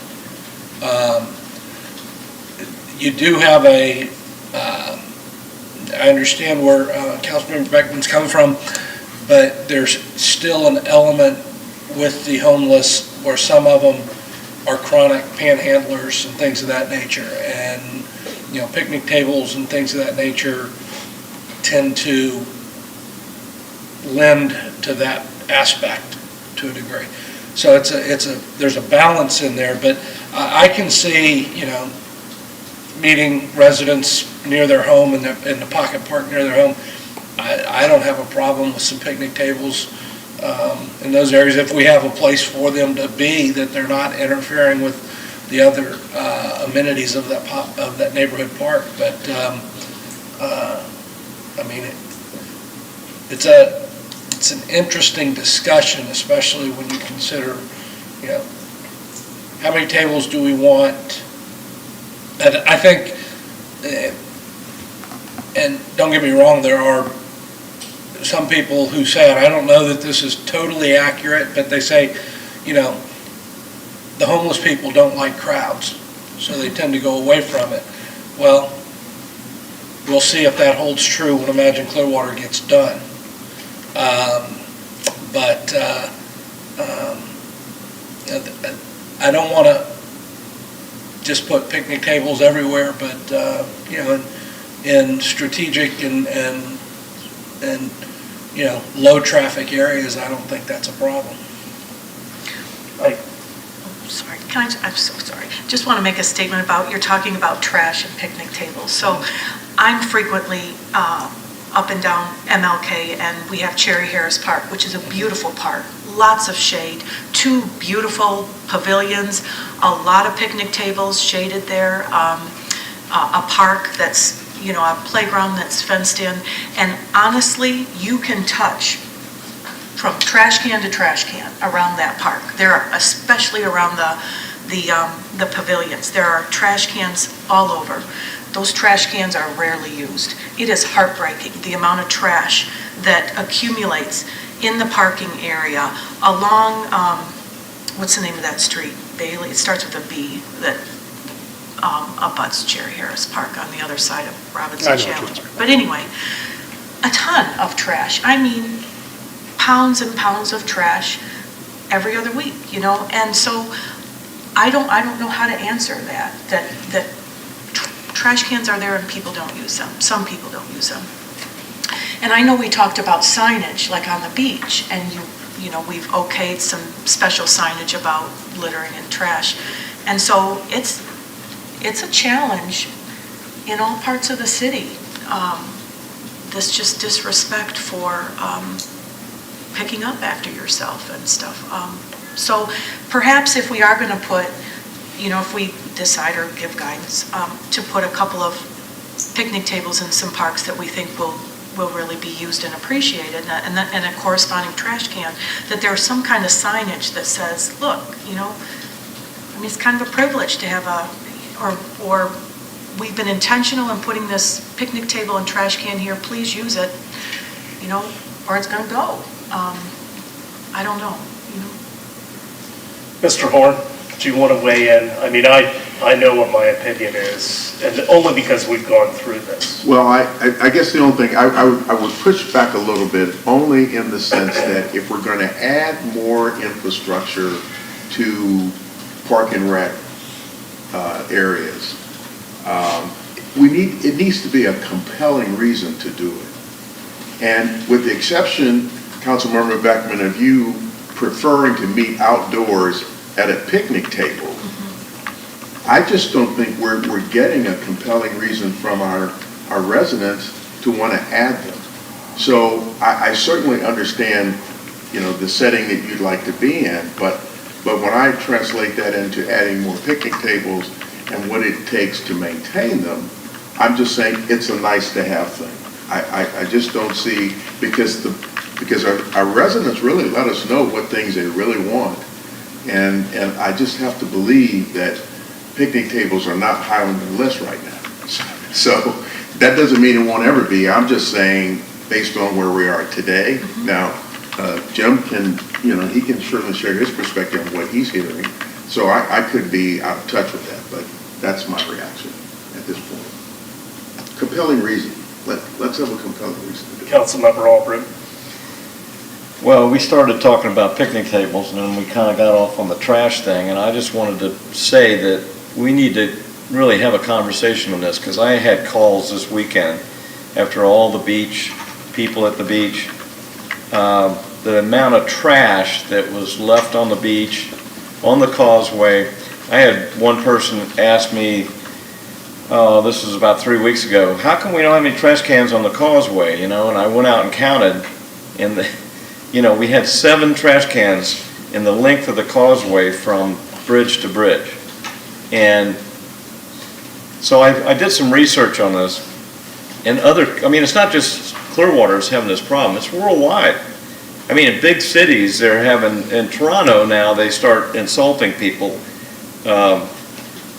with instead of saying, please pick up the trash, they'll say, don't be, they'll kind of not a nasty name, but to make people understand, they'll show a picture of trash, on the ground and say, don't be one of these people leaving this. And one of the things I read that somebody did a research on, that people will travel 27 feet to throw something away. If there's not a trash can within 27 feet, it goes on the ground. And that's totally unacceptable. We really need to we need to have some kind of campaign that we can target people throwing stuff on the ground to show you don't want to be like this because it's bad for the environment, it's bad. Remember we used to have a national campaign with a crying Indian, on the shores of the river? And then I haven't seen that in 40 years, but maybe we need to bring them back, Well, we have had an internal discussion about an anti-littering campaign. We came to a conclusion that's one aspect, meaning, but there's really a more comprehensive approach that we need to take. And Sheridan has kind of got the responsibility to kind of flesh this out. She's done some research on littering, and we've got some challenges there. Just having an anti-littering campaign in and of itself, at least is perceived not to be as responsive. The public won't be as responsive as you and I would be responsive to it. So we are looking at that. You all have seen, I'm answering emails on a daily basis to this morning. The littering issue. So I don't want to be I'm fine with adding more picnic tables. I just want us to at least be honest about the fact that there are things that come with them. It's very similar to the restroom conversation that we had. A, restrooms are expensive. B, there's some activity that comes with them oftentimes that then we get complaints about, and so then we zig, and then all of a sudden citizens start complaining, and then we zag. And so just go into this with your eyes wide open that It's not the cost of the picnic tables or keeping them up. It's the activities that come with them. So it's going to be trash, and occasionally it's going to be a place for the homeless to congregate. And then what you are going to get is complaints from other citizens that say, we don't feel safe with our kids at the playground adjacent because there's things going on. Or we're finding drug needles that were left late at night when no kids are around, and so just understand there's unintended consequences, and we'll harken back to this conversation. But I think if you're going to do it in a limited fashion where we really have, as the manager said, the request for it, rather than assuming that everybody wants it. So if we're not getting requests, then does that mean we don't need to do them? Because, you guys need to tell us to do them, because I'm not inclined to do it. Go ahead. I think this is another opportunity, though, which I'm looking forward to, I'm also concerned about, but us adding things to our visioning plan and to strategic planning. The biggest thing, though, with that is you have to put, these items in context for the citizens when we're talking about them.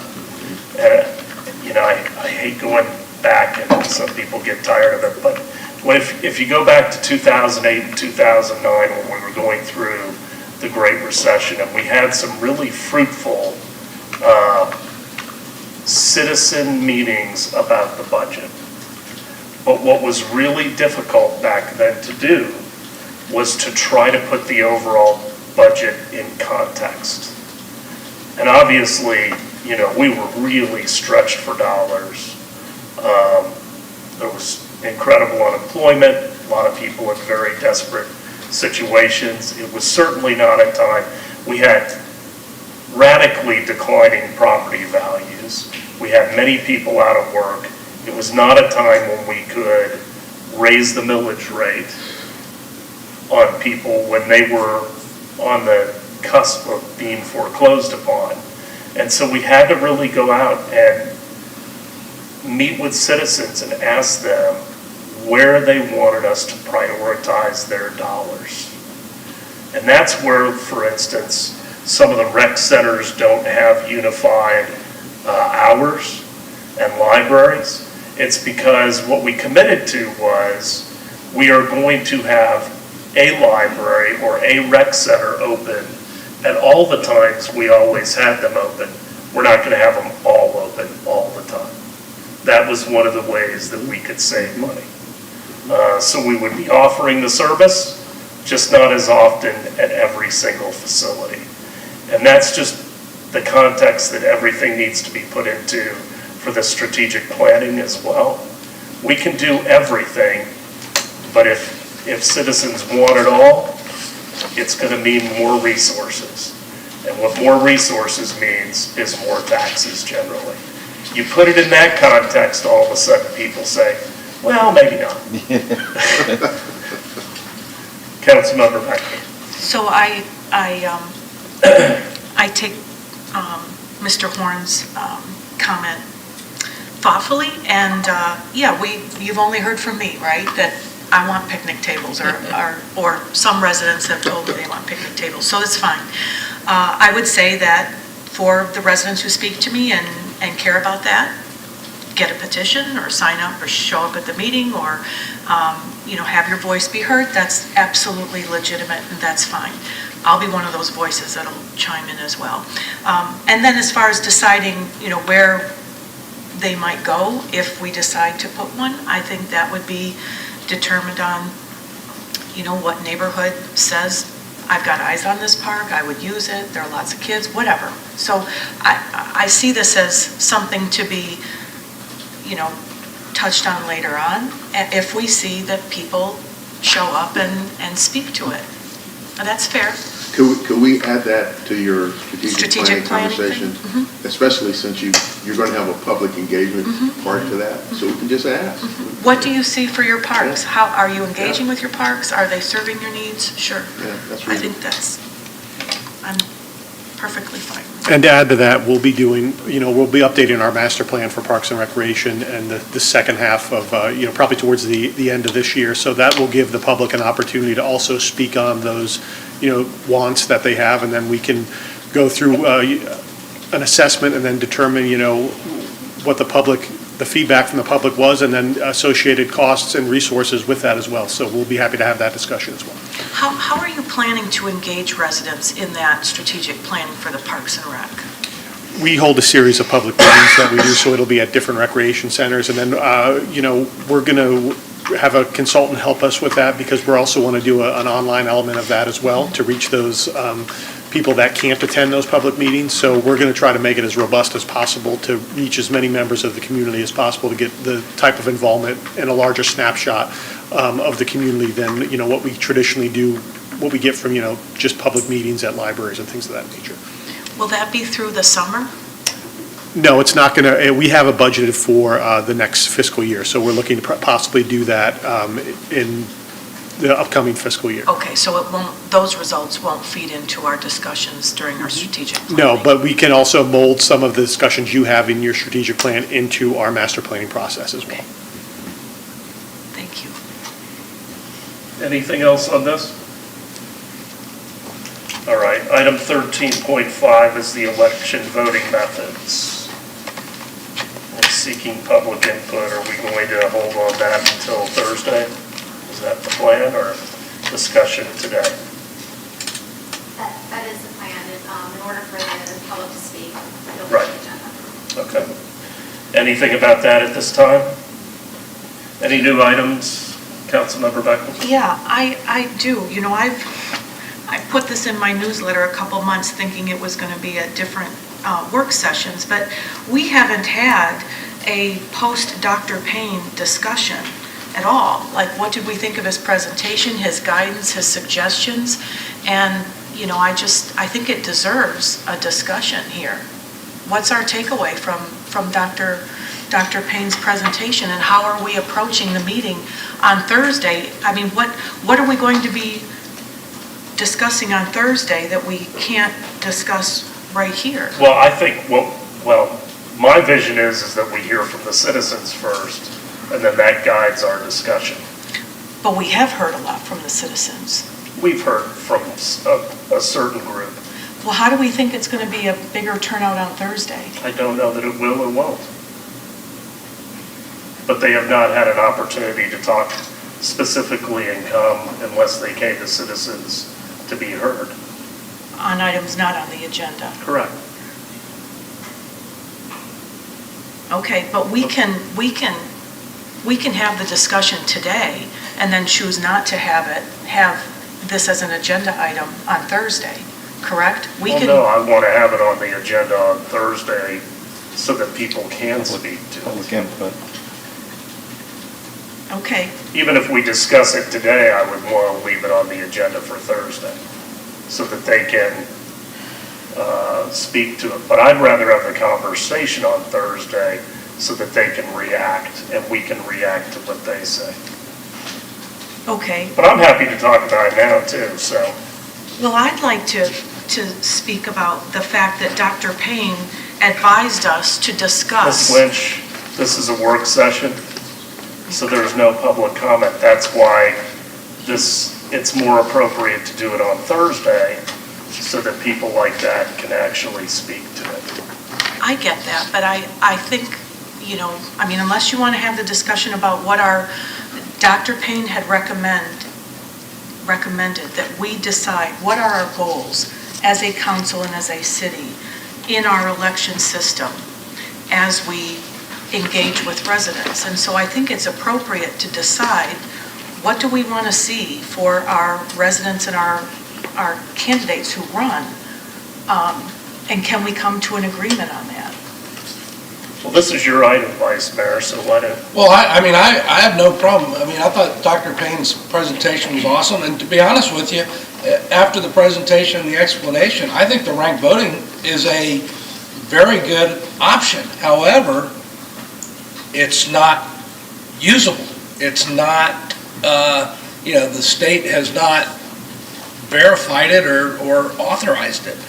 I think it's a great system if we can get there. But I still say, when we only have two people running against each other, you're going to have a winner. When you have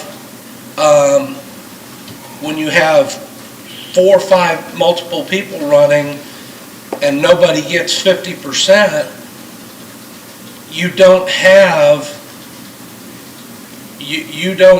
the people aren't being represented by someone who the majority of the public said, that's who I want. I think these seats, and I mean, every seat above our level, you have a 50% plus one winner, or they're not in office. And I don't see, when you're dealing with $500 million in budget and a city of our size, I still think you should, the people sitting here should be elected with 50% plus one or more of the vote.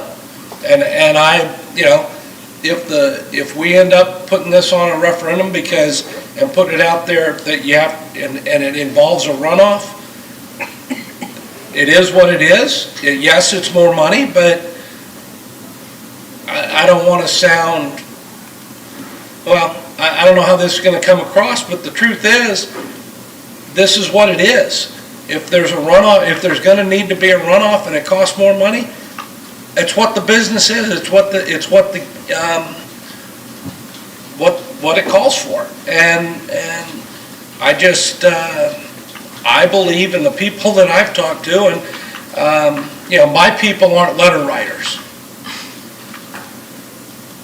Doesn't mean they don't speak to me.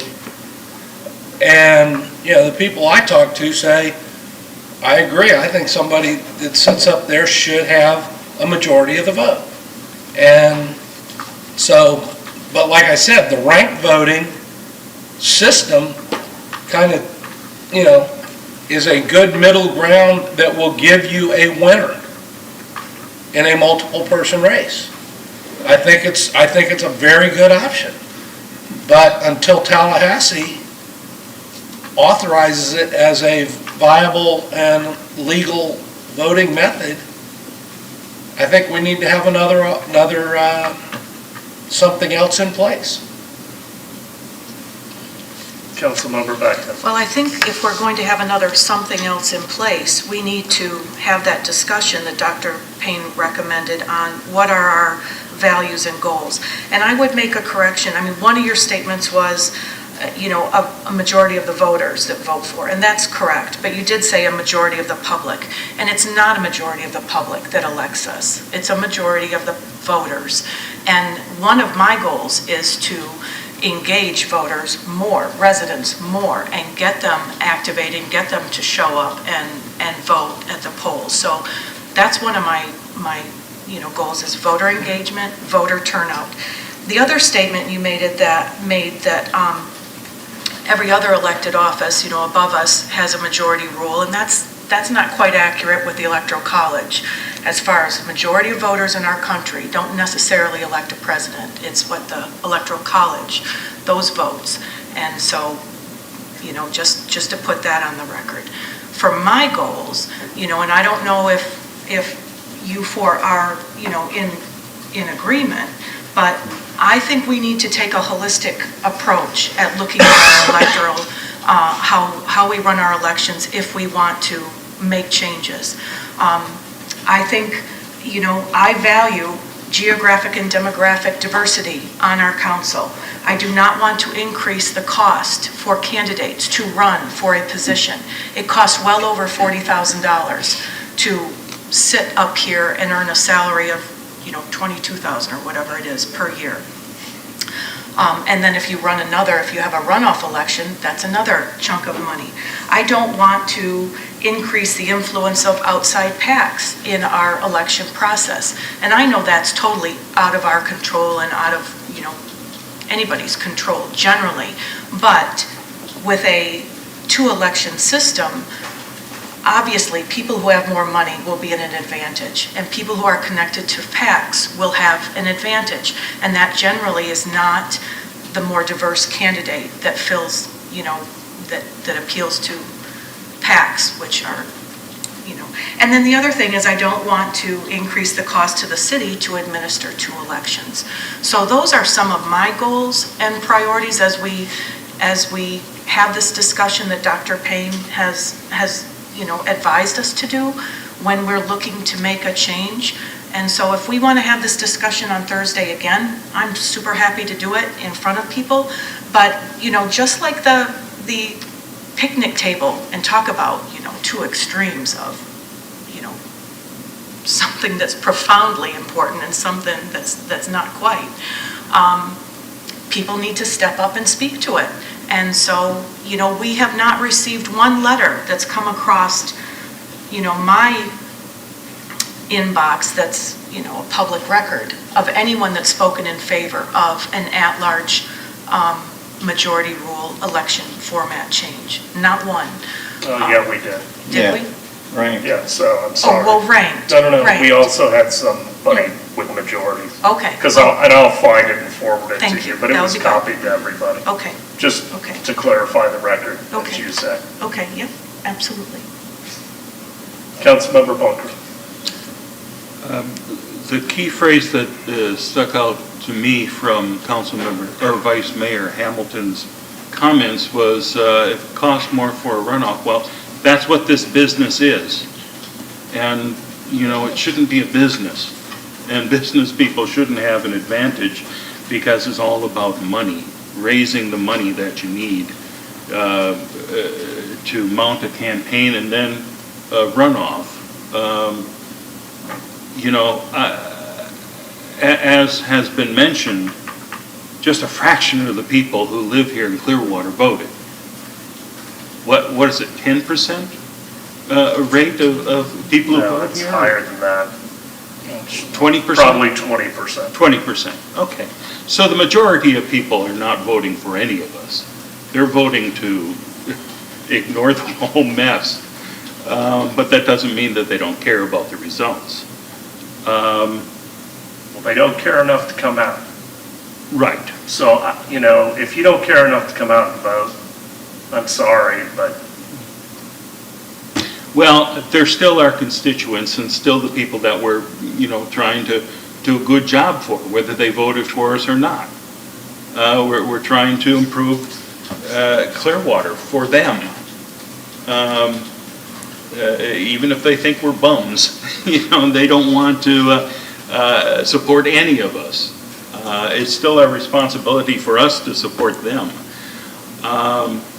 And I may have won with 27% of the vote, but I met plenty of people last night at the Veterans event who were thrilled that I was seated up here and told me so. So I won. If we want to change that, fine, that's going to happen. I don't think it's necessary. I think the public is just fine the way it is. But if there's a groundswell of people coming on Thursday to say otherwise, I'll listen to them. okay. Well, we'll discuss it further on Thursday. Anything new to be put on agendas in the future? Councilmember Backman. I would like us to think about the possibility of keeping track of contracts and, contracts and financial agreements that we enter in with people. I'd like a better view of how we are engaging businesses and speaking to diversity. So when some of the things that come, I would like to know if everyone we write a check to, if they check the box of a woman or minority-owned business or not. So when we look at diversity in our city, with the new city manager, we had a question on the questionnaire about, how do you feel about diversity in your organization and all that? And, people gave kind of lighter answers, like they are making efforts, and it was sort of nebulous out there. But if we have an idea of, if I say, you know what, we have 300 contracts that come before us every year, and we have, 27 that are awarded to female-owned businesses, and, 14 are awarded to minority-owned businesses, and that's what we've got. I think it would be really for me, it's very helpful to have a handle on that. I'd like to know where we're at with that. And I don't think it's too much to ask, and so sometimes when we have these bid tabs, there's a box or an asterisk at the bottom. Is this a woman or minority-owned business? But it's not consistent. And so for me, I just want to have a running tab of what we're doing. Even the software, contract that we have, the $18 million contract with the person overseeing the, utilities, infrastructure stuff, I'd just like to know that. And the other question I have is, with our business tax receipts, could we have an optional box there that says something like, in the spirit of transparency, we're looking to understand better the demographics of our business community. Would you check off if you're a female or minority-owned business? So that we have that data as well. And I just think it's valuable as we go forward and try to make some decisions intentionally or with awareness. And I know we award contracts that are lowest bidder and all that stuff, but I'd like to have a handle on, who's putting in the lowest bids, and then, we can pull back and understand why are those generally the lowest bids, or why don't we see women or minority-owned businesses in those types of fields, and understand, can the city or can we play a part in making a little positive change and moving the needle a little bit that way. So I don't know what we can do legally or not, but for me, I don't think it's a legal question to keep a chart of, this was the contract that we awarded this Thursday, and was it a minority or female-owned business, yes or no?